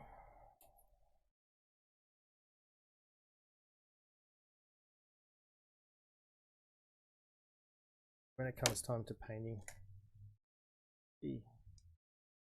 run away. When it comes time to painting, we'll get out our cork block.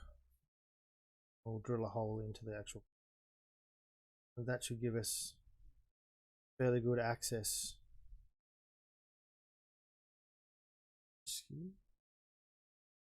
We should have fairly good access. Might use the pointer. Fairly good access to the under both sides of it. And if we know it's going in this direction, we can put both legs in the right position. So then we can do it this way. So we can put both legs in the right position. And then, yeah, you can see exactly how the color's going to play off each other. And it's good when you pull them apart, because then you've got an opportunity to do things like, how do these wings go with that color? Are we going to, how are we going to do the wings with this? Are they going to have the same color as the legs? You know, all that sort of stuff. We can fiddle around with it that way. Could even make the, pick up the whole, the top wing the small one and the bottom wing the large one. Possible. We have to decide that before we start putting a lot of the shading in.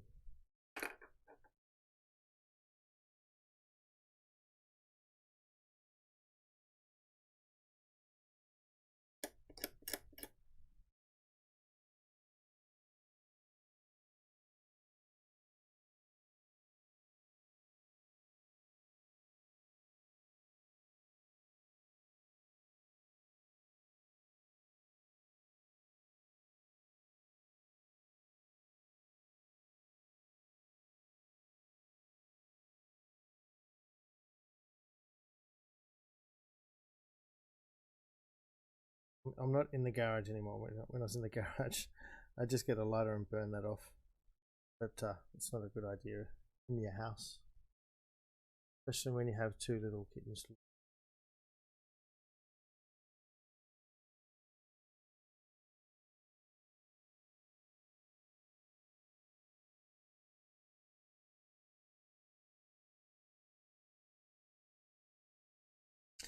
I'm thinking about how, do I want to do the wings or not? Let's get this glued in.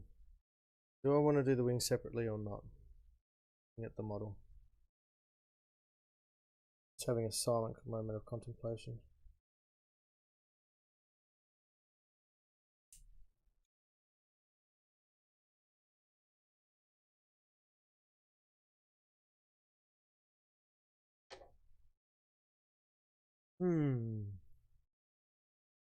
Get these other 3 legs done.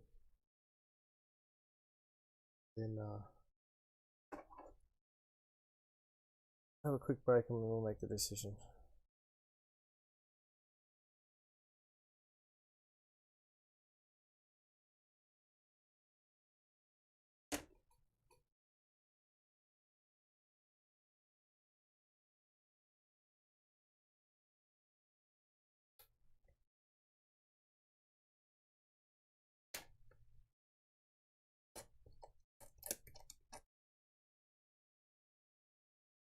Basically, you need that surgical blade that we were discussing before.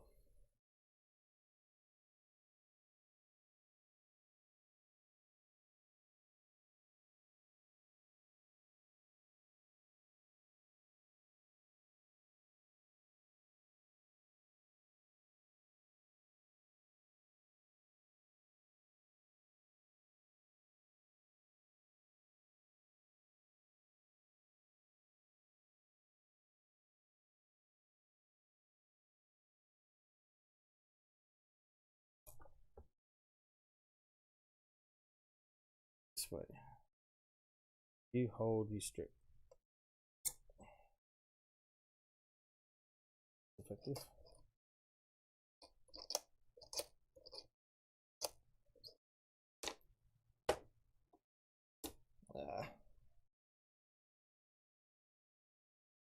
There we go. Nice 1/2 mil wire. Alright, let's get the other legs going.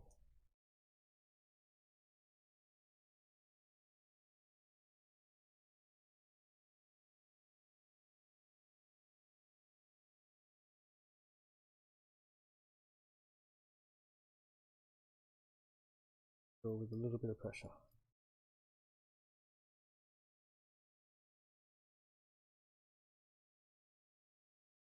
I've got to do a lot of these. Advice is recommended. Once you've got it set up, it doesn't take much to clamp something in place. You can put some cushion.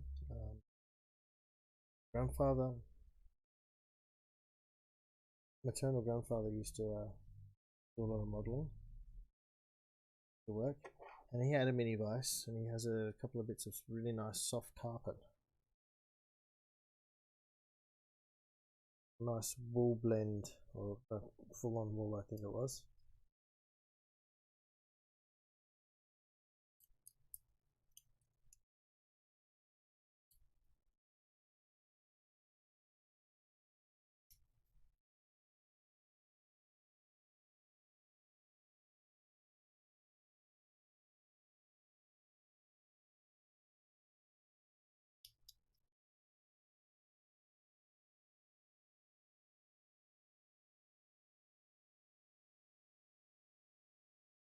Is that right?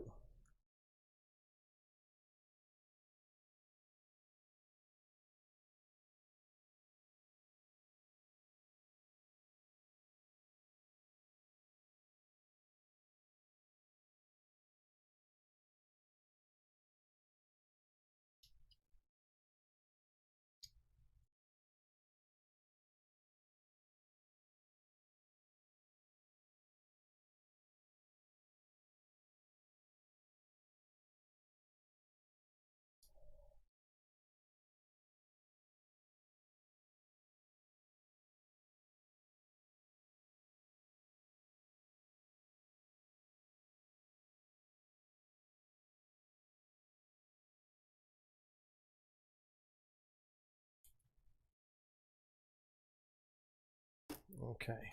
Oh, it's still a bit damp. Smooth that one down. Down.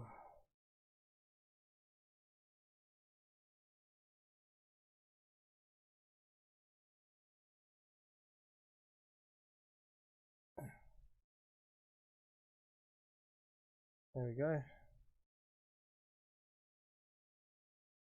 Yep, okay, we're gonna have to do the wings.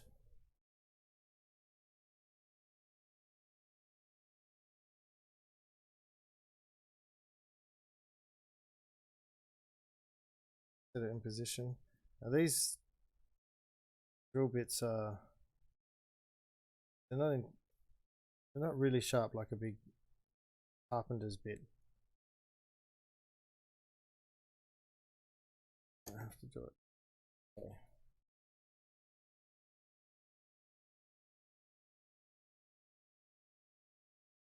Alright, you won't see that anyway. So I just dug a little divot out just to give the drill a place to sit in.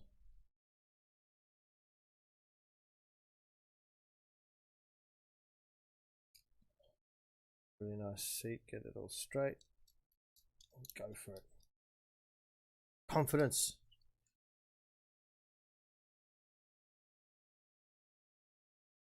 Hey, I just realized you're on. Hey, Robo.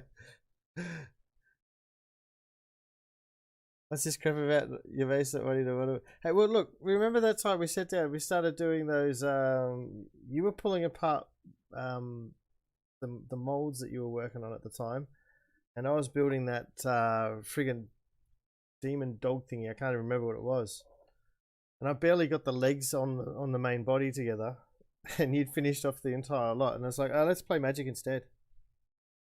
if that's what I remember. Look, next time you get to work from home, I'll come down.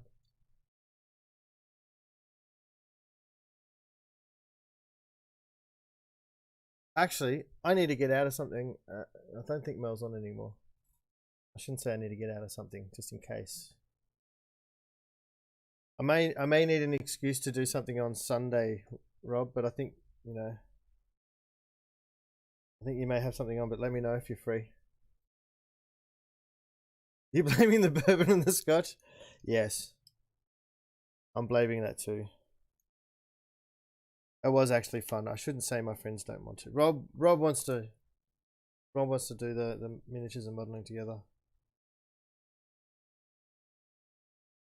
Everyone else just wants to play Magic.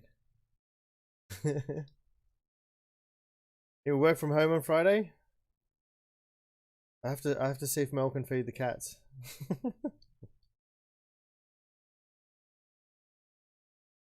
I don't know if she'll want to.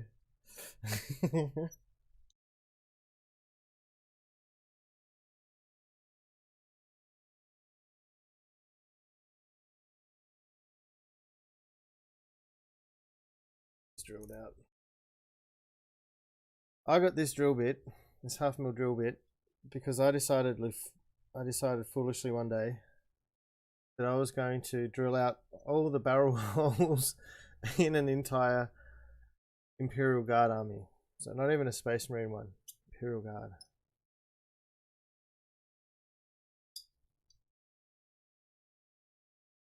What time is it? Holy crap.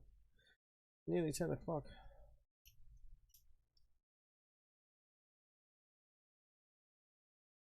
Could be assembly lining the glue in here too.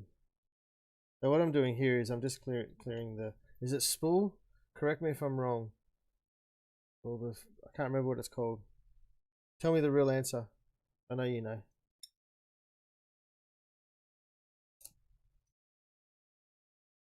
I didn't even clean this model off. Look, how slack is that? I didn't look twice.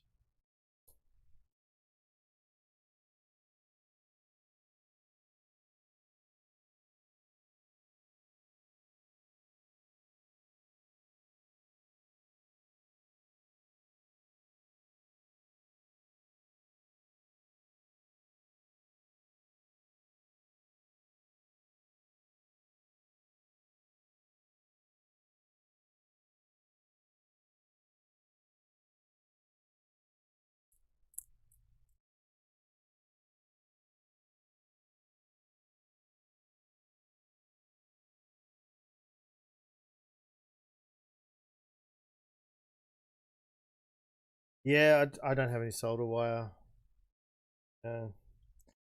I've found this stuff. I didn't even clean this thing up. I found these because I thought they were brass, but it's actually just steel, normal iron wire because it's fairly soft inside a plastic sheath.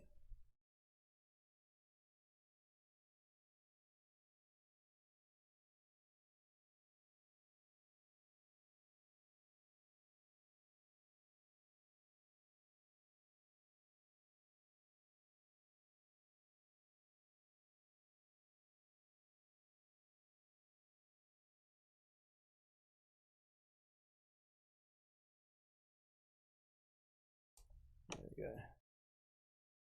Should really start gluing this stuff.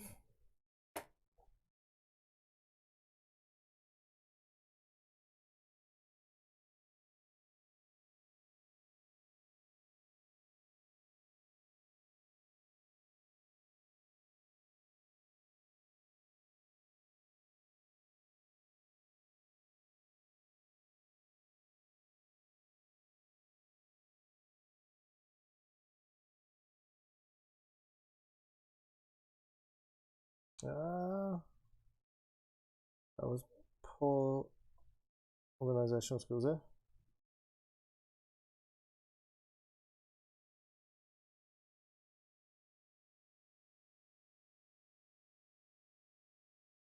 Oh, get two glued at the same time.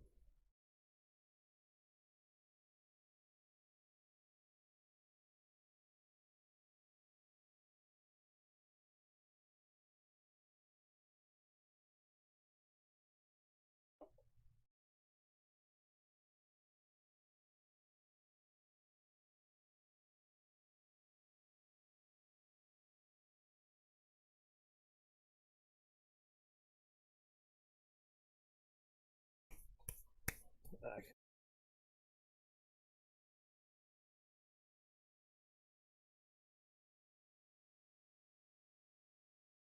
Let's drill this one while they're drying. I'm just doing this off screen because it's a little bit easier. Get started.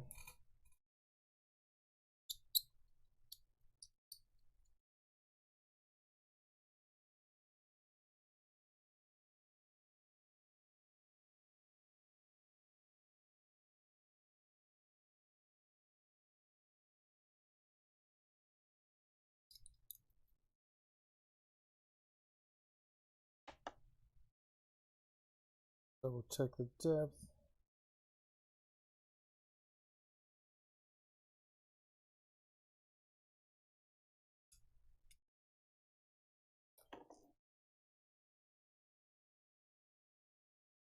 Let's clip this bitch.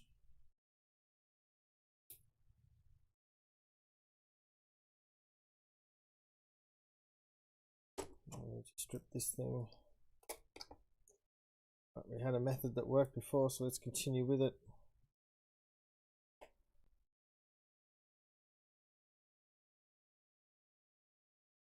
Oh, I could use the soldering one in the next one, so I'll pick it up on Thursday. Actually, I have a surprise for you, so just I'm gonna put myself on mute for 2 seconds. I'm gonna grab something. This is just for Serpent Crescent.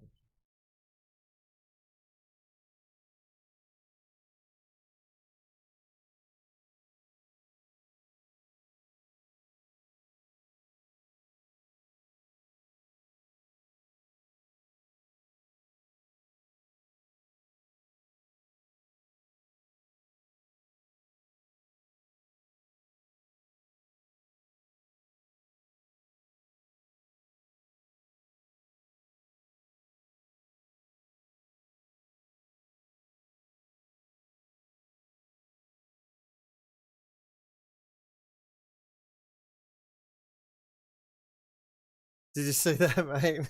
Does that look familiar? uh,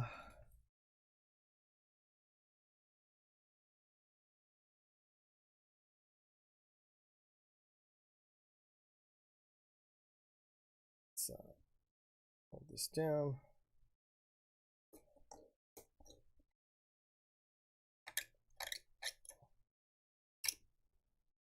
It's a horrible noise.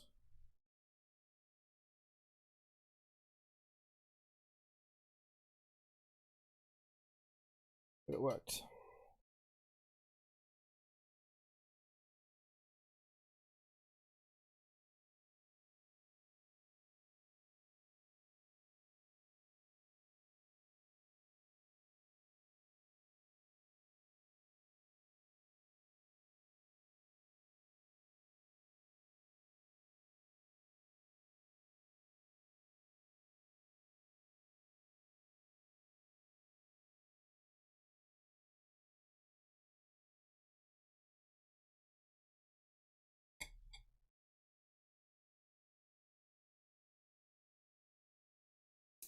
Clip it up. Yes, but it's a hardened steel blade. It's a soft wire, man. I'm honestly, it's takes no effort. It actually takes more effort to cut through the plastic.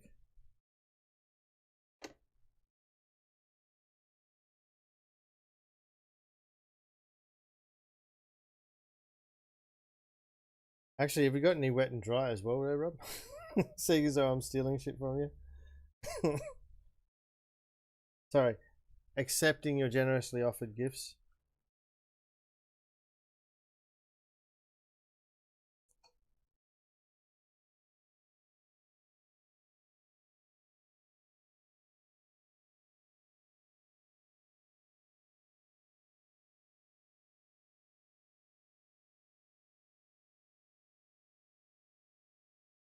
Yeah, yeah, it is softer. Much softer. Oh, this works for now. I need to sort of go over this and give this a nice clean up. So probably, I don't know, maybe in the 100s. Doesn't need to be that fine. 120. I don't want to go like into the 300s or anything that ridiculous. It's not to sharpen, it's to help clean off some of the abuse. I'll call it that way.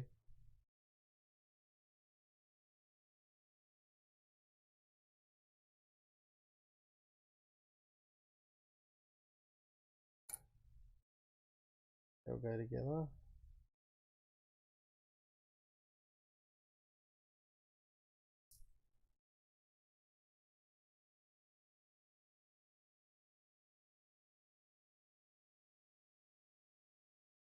Just the tiniest little bead. I don't think my camera's ever going to show that up.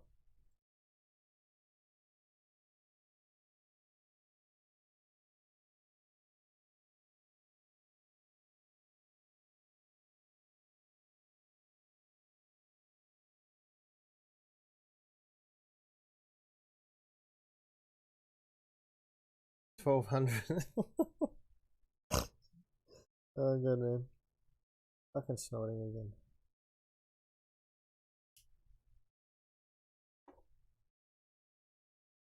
It's been a really good night stream tonight. I've got had Alfred chatting with me from early on, and I had Mel from Facebook, which was good. And then yeah, I've got Robin on the YouTube. Rob's enjoying his Wednesday night. Robin's enjoying his what I'm assuming is I'm hoping Wednesday morning.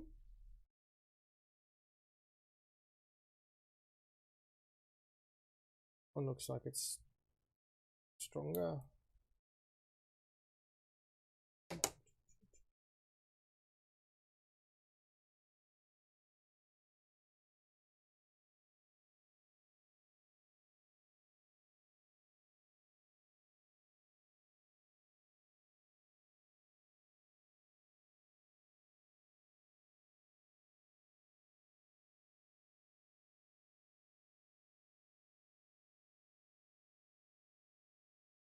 Okay.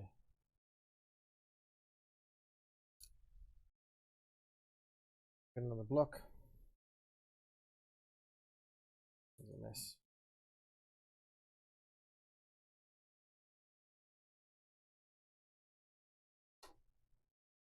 Oh yes, station up a little bit.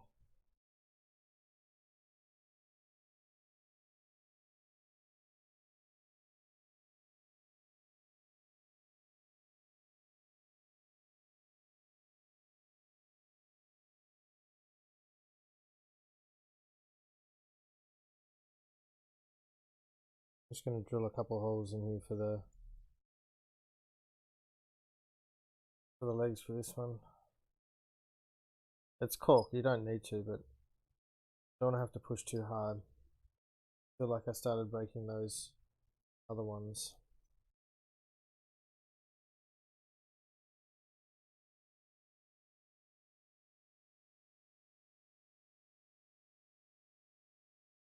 You can't see it there. I can just see the holes.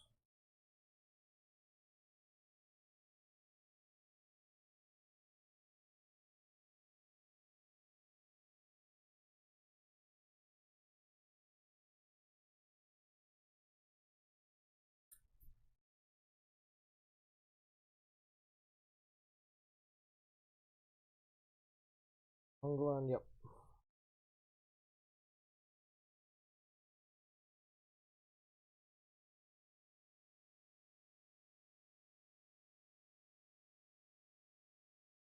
Now I've got both sides.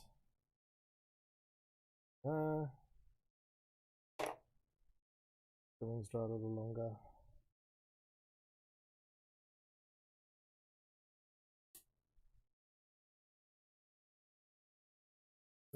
Nice.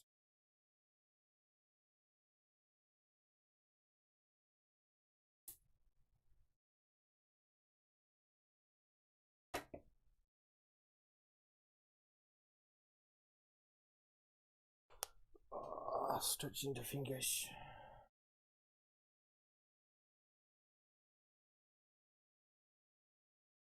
I'm very happy. Not so much more. Need to have less bourbon. That's the trick.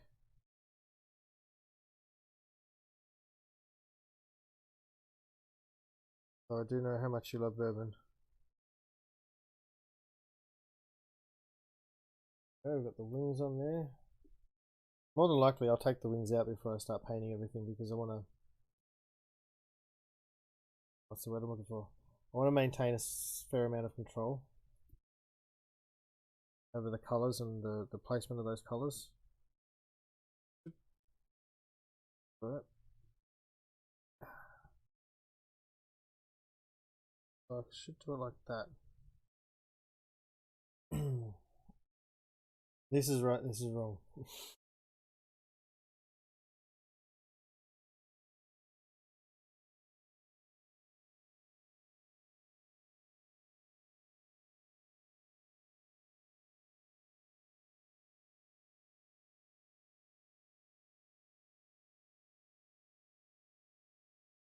Yeah, that should look cool.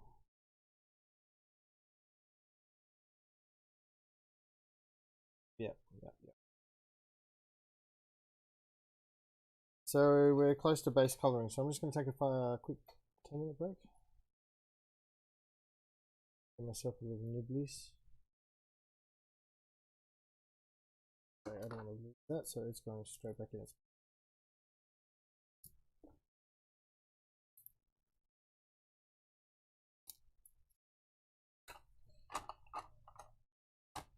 I don't think we're lucky enough tonight. Oops, knocking everything over.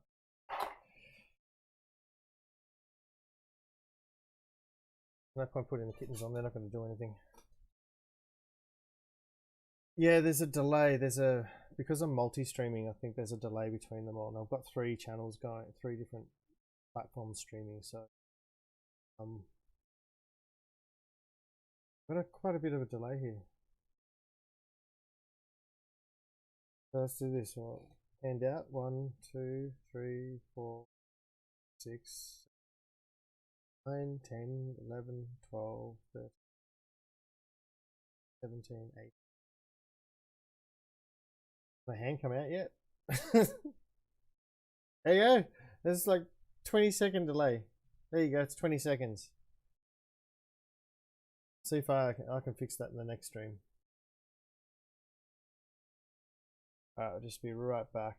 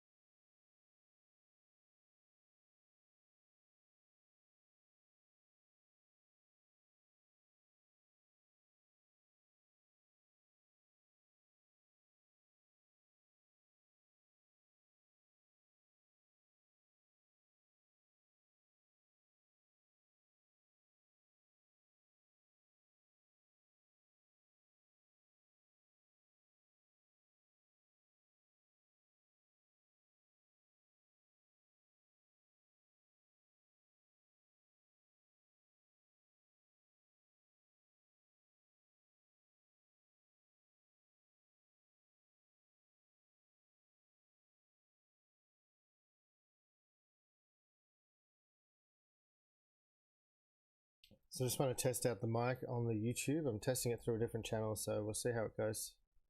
And then I'll be right back. Apparently it's really, really quiet and I can't hear the music either, so.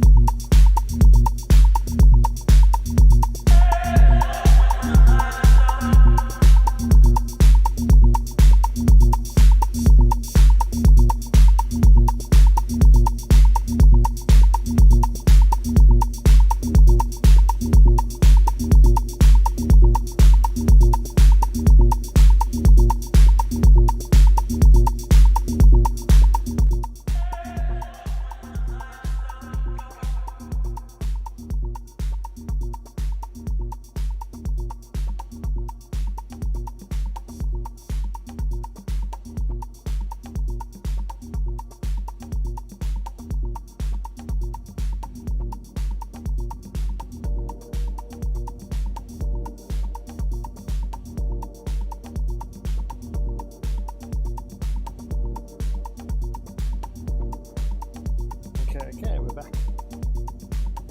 to the desk. My neat little pile of rubbish there, isn't it?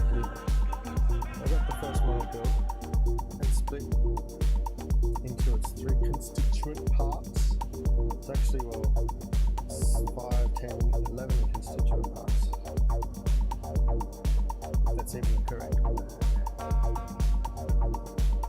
I found out my music wasn't playing this whole time, so 3 hours without this music that I, spend all this time organising. Hey, Henny! And hopefully I fix up the microphone issues as well. It's sounding quiet on YouTube. So I can't even blurt it out halfway through. It's horrifying. Horrifying! Okay. Let's just get this on.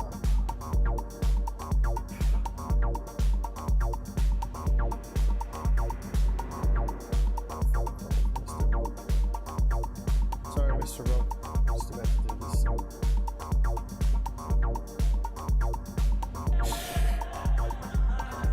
So wet plate. Now I don't have a wet palette for this because I'm doing a fairly heavy dry brush. And I'm going to be using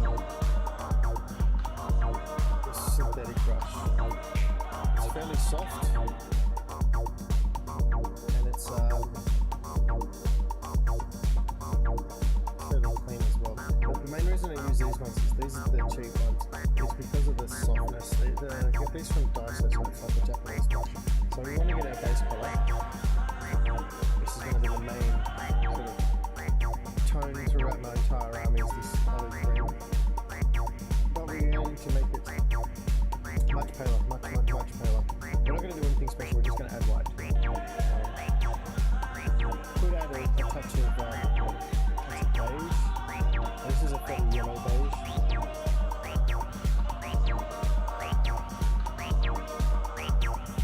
This is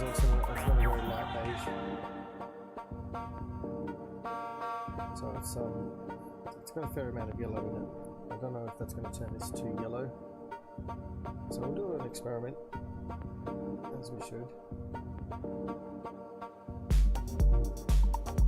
We're not trying to base coat this, generally we're trying to dry brush this. We don't want to have too much paint on our actual brush. One or two drops right there.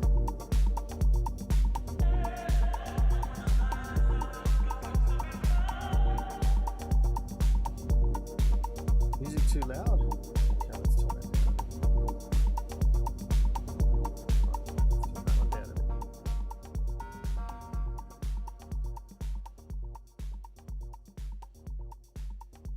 How's that? We'll wait 30 seconds for the reply.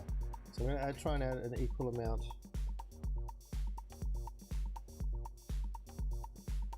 That's split. Fantastic.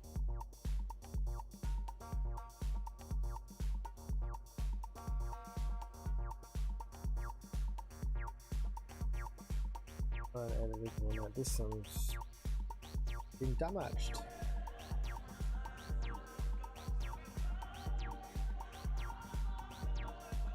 There we go, I've got a nice balance going. Thank you, Mr. Servant President /Rob. Brilliant work. Okay, because we're going to put a bit of a skin tone in there later, I want to add probably half as much, a little bit of beige in there.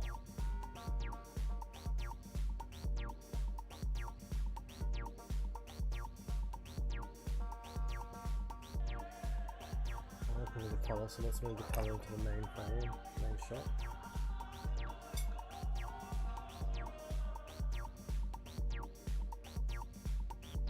So the third reason I use this brush, the sort of orangey tone, it's not a synthetic, it's a natural hair, is because they can take a bit more punishment than some of the other cheaper brushes out there, and they're fairly cheap themselves. This is a beige red, it's almost a flesh tone.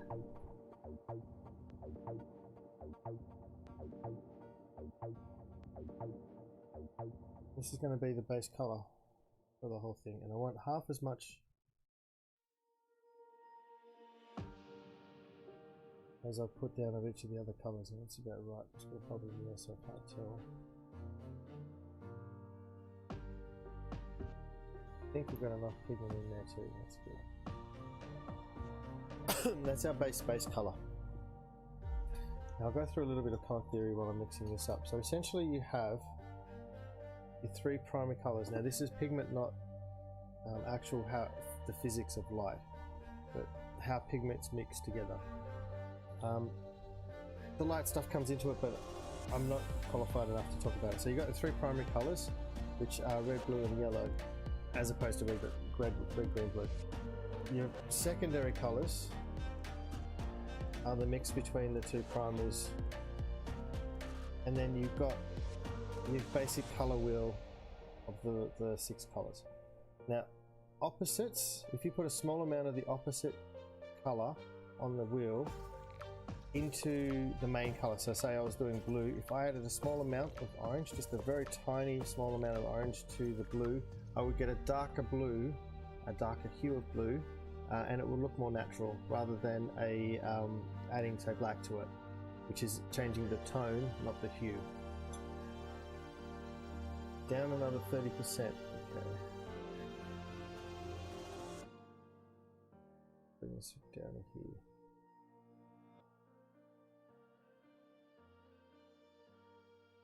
It sounds the same in my head. I'm adjusting it in the recording stuff. Not really. Okay, so we're going to mix these colors together. Oh. Make sure they mix in.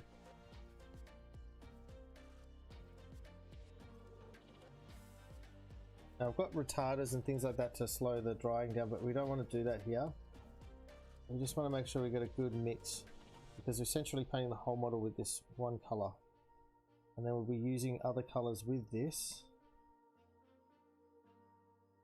to you know, bring out details, different things for the carapace and blah blah blah blah. But this is going to be our very base color. It's the same formula, so 2 parts beige, 2 parts olive green, and 1 part of the beige red. And that gives us a fairly pale. Now this will dry darker. I'm going to add some thinner medium to this. Shake that up.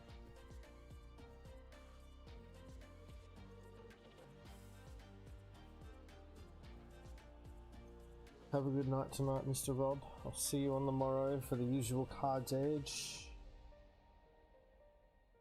I've got a blockage. This paint's a little old.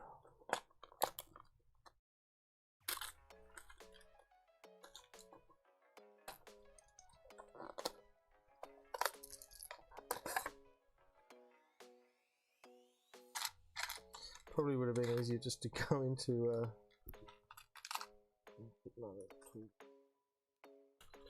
would have been easier just going into the other tub and getting out another fake grass strip.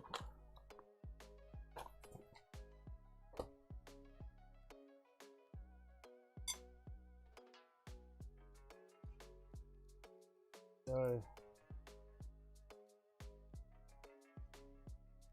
we could shake.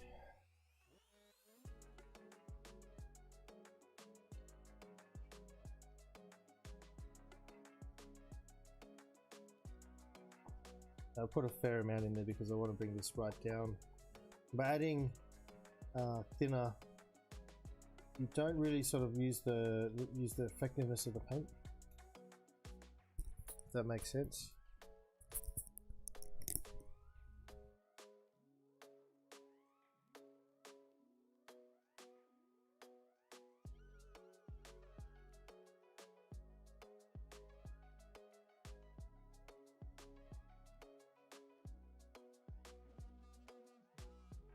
And yeah, I use this plate. I use a plate rather than a paper towel because then if I need to change the color a little bit, like add a bit of white or something like that, I can do that on the fly. We're going to go with the body and just put it on, see how it looks on the part that we sort of don't worry too much about.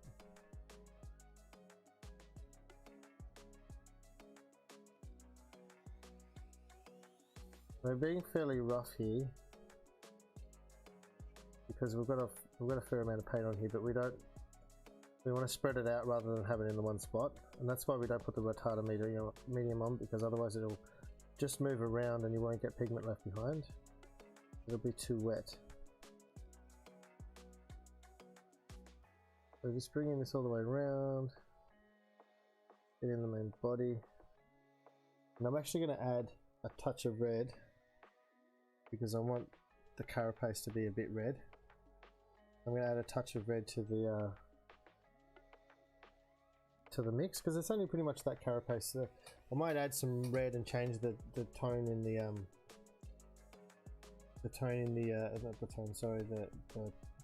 color range in the legs.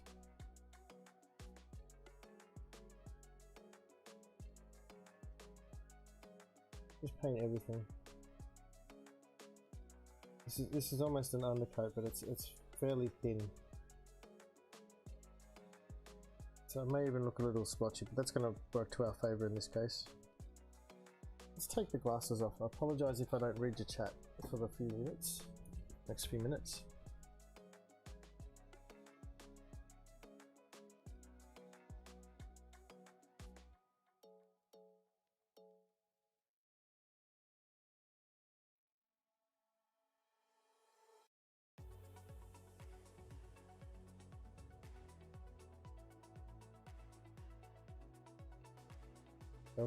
I've actually applied it fairly thick. It's more like an undercoat now in some areas, but I'm trying to pull it away from there and into other areas.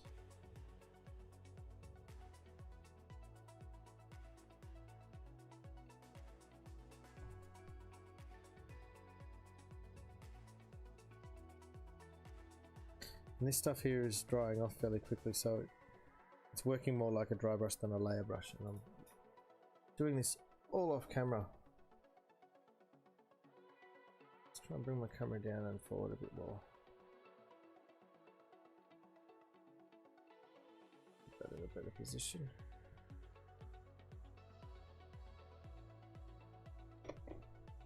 Okay, let's get this stuff out of the way.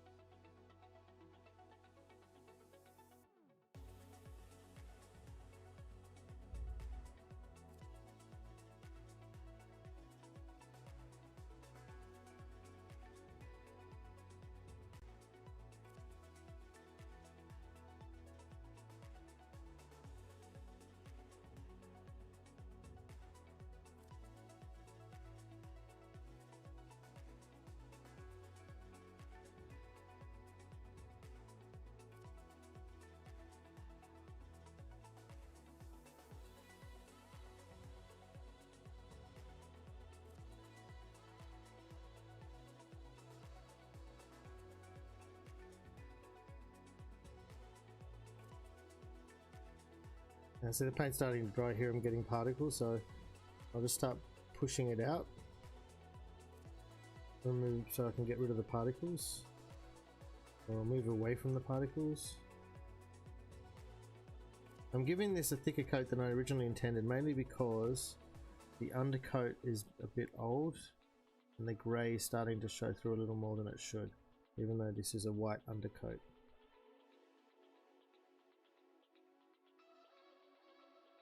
But you can see now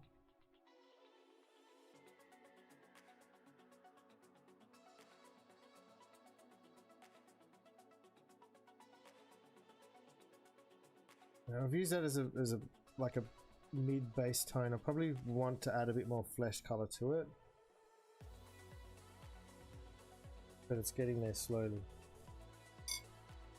Good old blue tack has gone missing.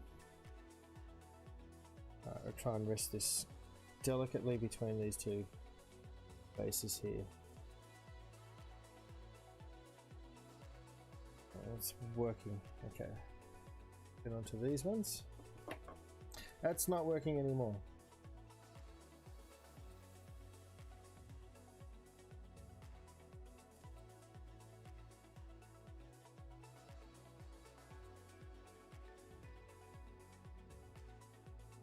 Stay. For the wings, I want them to be a lot thinner and a lot paler. So I'm actually going to start off with the thinner medium itself. Into shot. Just give myself a really thick pile there. And because I want the same consistency for the legs, I'm adding the paint to the thinner rather than more thinner to the paint. So I don't want to corrupt that too much. And then now as we paint,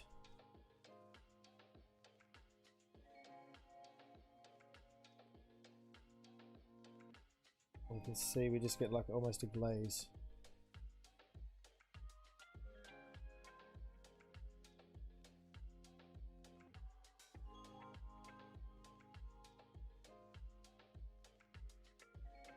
The wings we're going to do try and do some funky, almost psychedelic stuff with.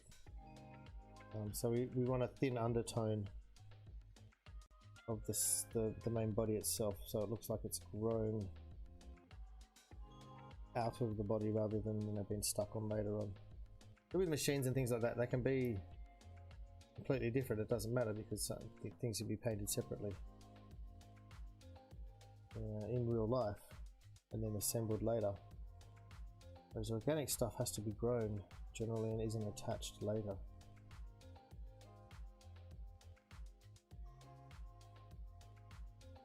I'll try to avoid bubbles as well. So watch for bubbles inside the little recesses. Let's do the same thing again. I'll probably do all 4 wings.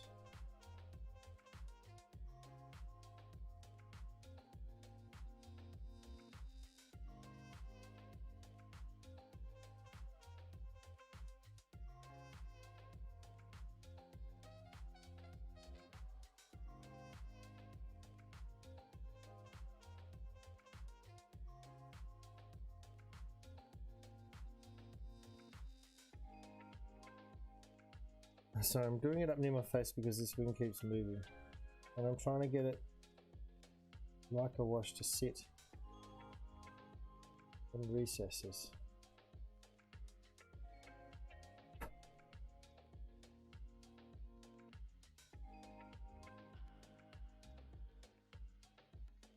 Put those there.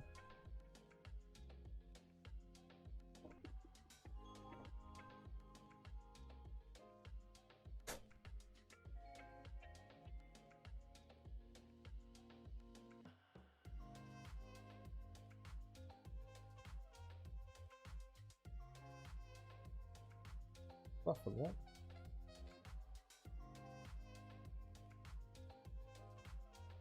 I don't have to worry too much. I'm being a little too fussy. I don't need to be that fussy.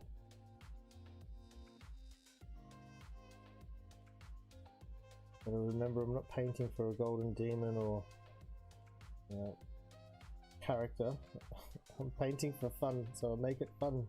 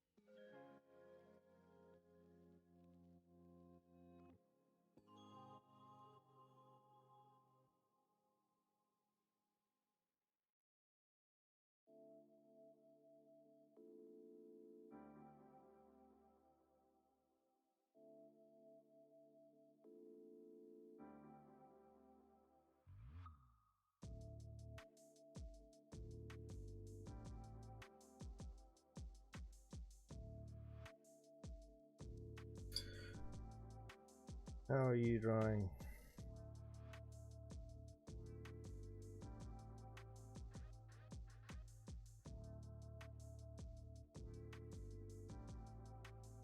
I think it needs to sit under the lamp.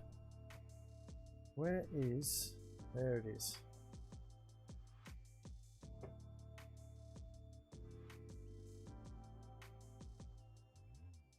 Let's bring this one up to the warmth of the lamp.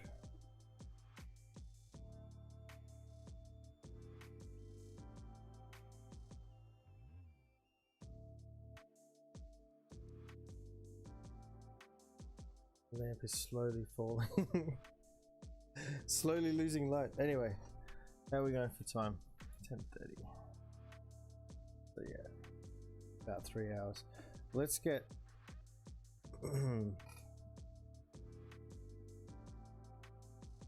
let's get some of this base color on.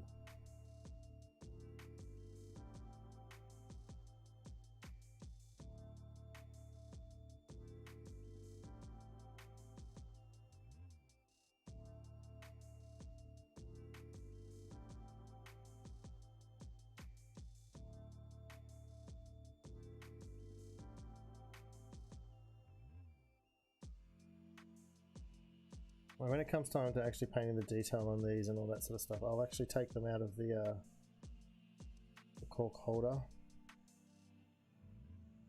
and I'll spend a bit of time on each individual one. I have to twist that around, get underneath.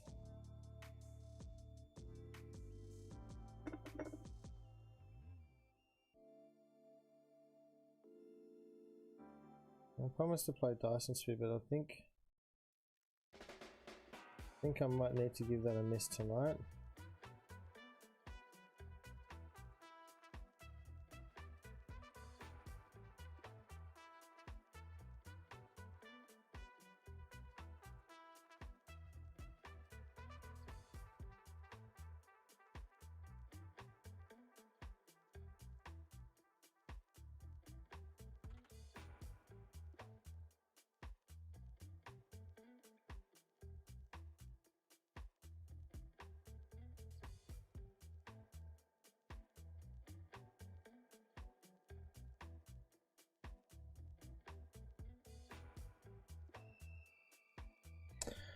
That was horrible. I'm so sorry. I did that completely off screen.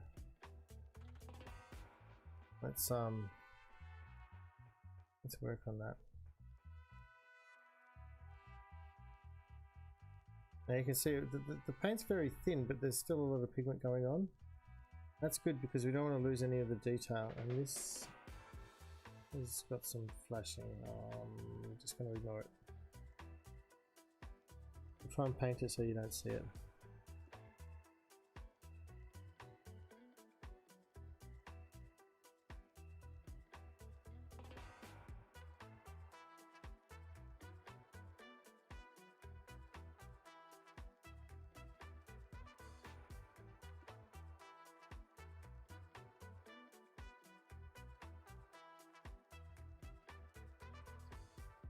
Okay.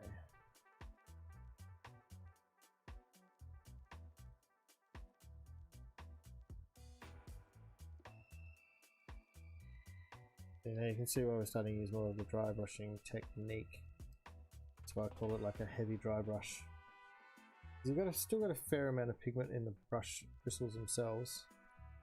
The brush hairs. Oh, God. That's what was going through my mind. But what we're really trying to do is make sure that we have that foundation of this color, so that when we do the whole army, because we've got the formula now, 2 parts beige, 2 parts olive green, 1 part red beige. And then we can do that throughout the whole army. And that's what ties an army together.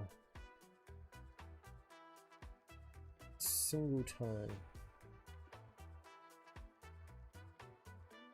Sorry, tone, single color.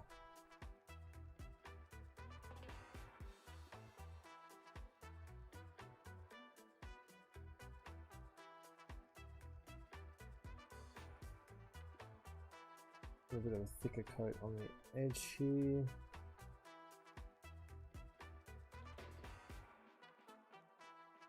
Just carefully.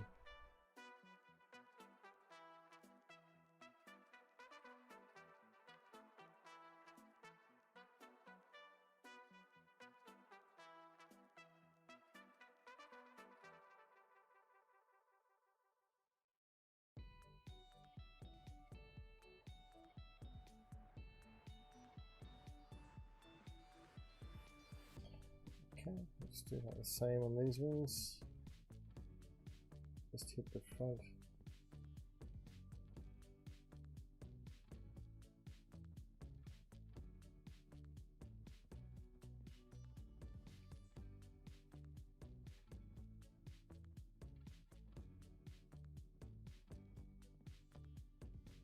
Alright, just around. Let those all sit underneath the warm globe.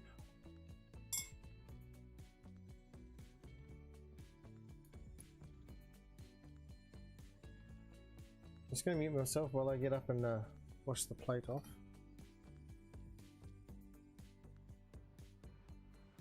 Definitely used a lot more than I thought I would. Oh no, before I do that.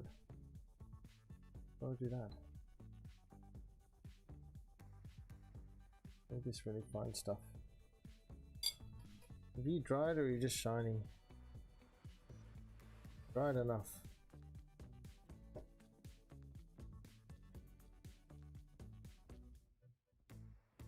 I'm just going to add a touch of this really bright red.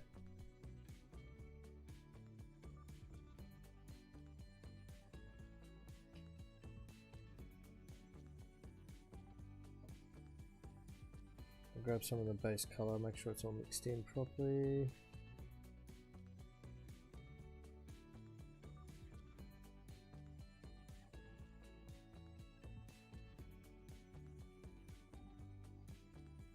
Just a tiny little touch.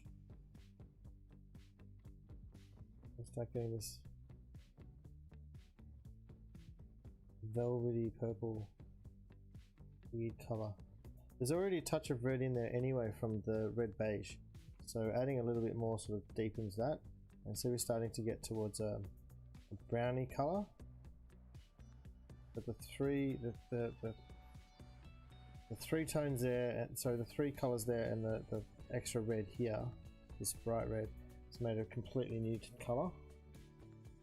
But they work together, and we're just using this as a base color for the carapace. And it's like a really gross, sickly red-green. Make sure we get any recesses.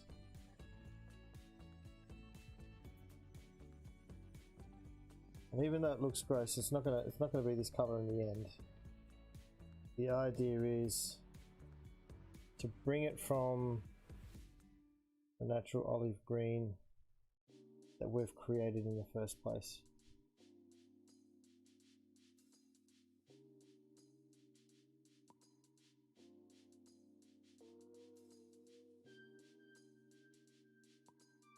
I was blind as a bat, so a force of habit of mine is to bring it right up to my face. If I was taking this into a competition, I would spend a lot more time doing things like filling in all the gaps, using putties and all that sort of stuff. This is not for high level, this is just tabletop, so I'm not worrying too much. But I am going to try and get as much paint matter into those gaps as I possibly can, so it's not so obvious.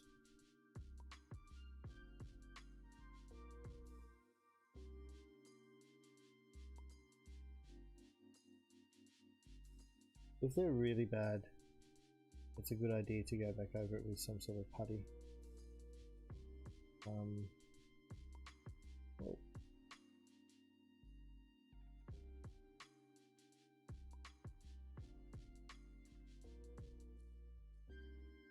Sand it back a bit.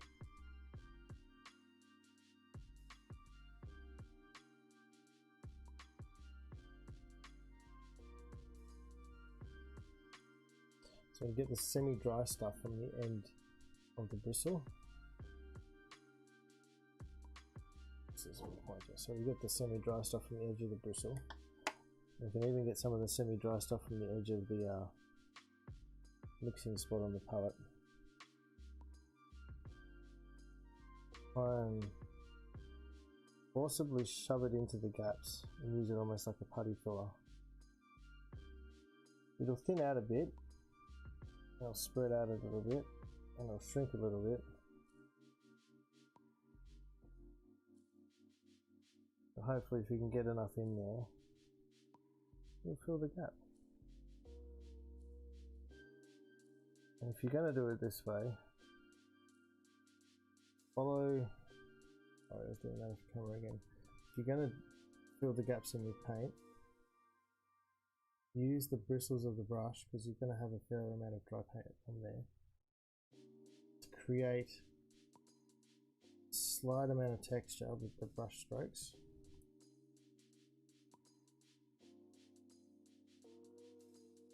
By in the same direction as any of these cracks, like natural shell and natural hair would do anyway. So you can add texture by actually physically adding some mediums to the paint themselves. Generally miniature painting, you don't need to do that too much, because the miniature paints themselves will be enough to give texture. This camera is in definitely the wrong position for when I paint. Don't want you guys to see me. Just my hands. Oh, definitely gonna have to build a desk. I'll talk to Robert about that later.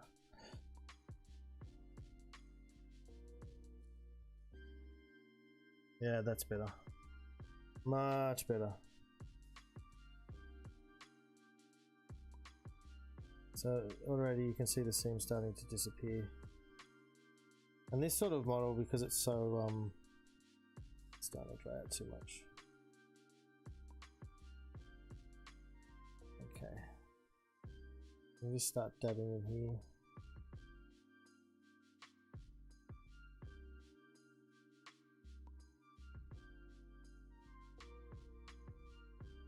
Just dabbing extra thick paint into the seams.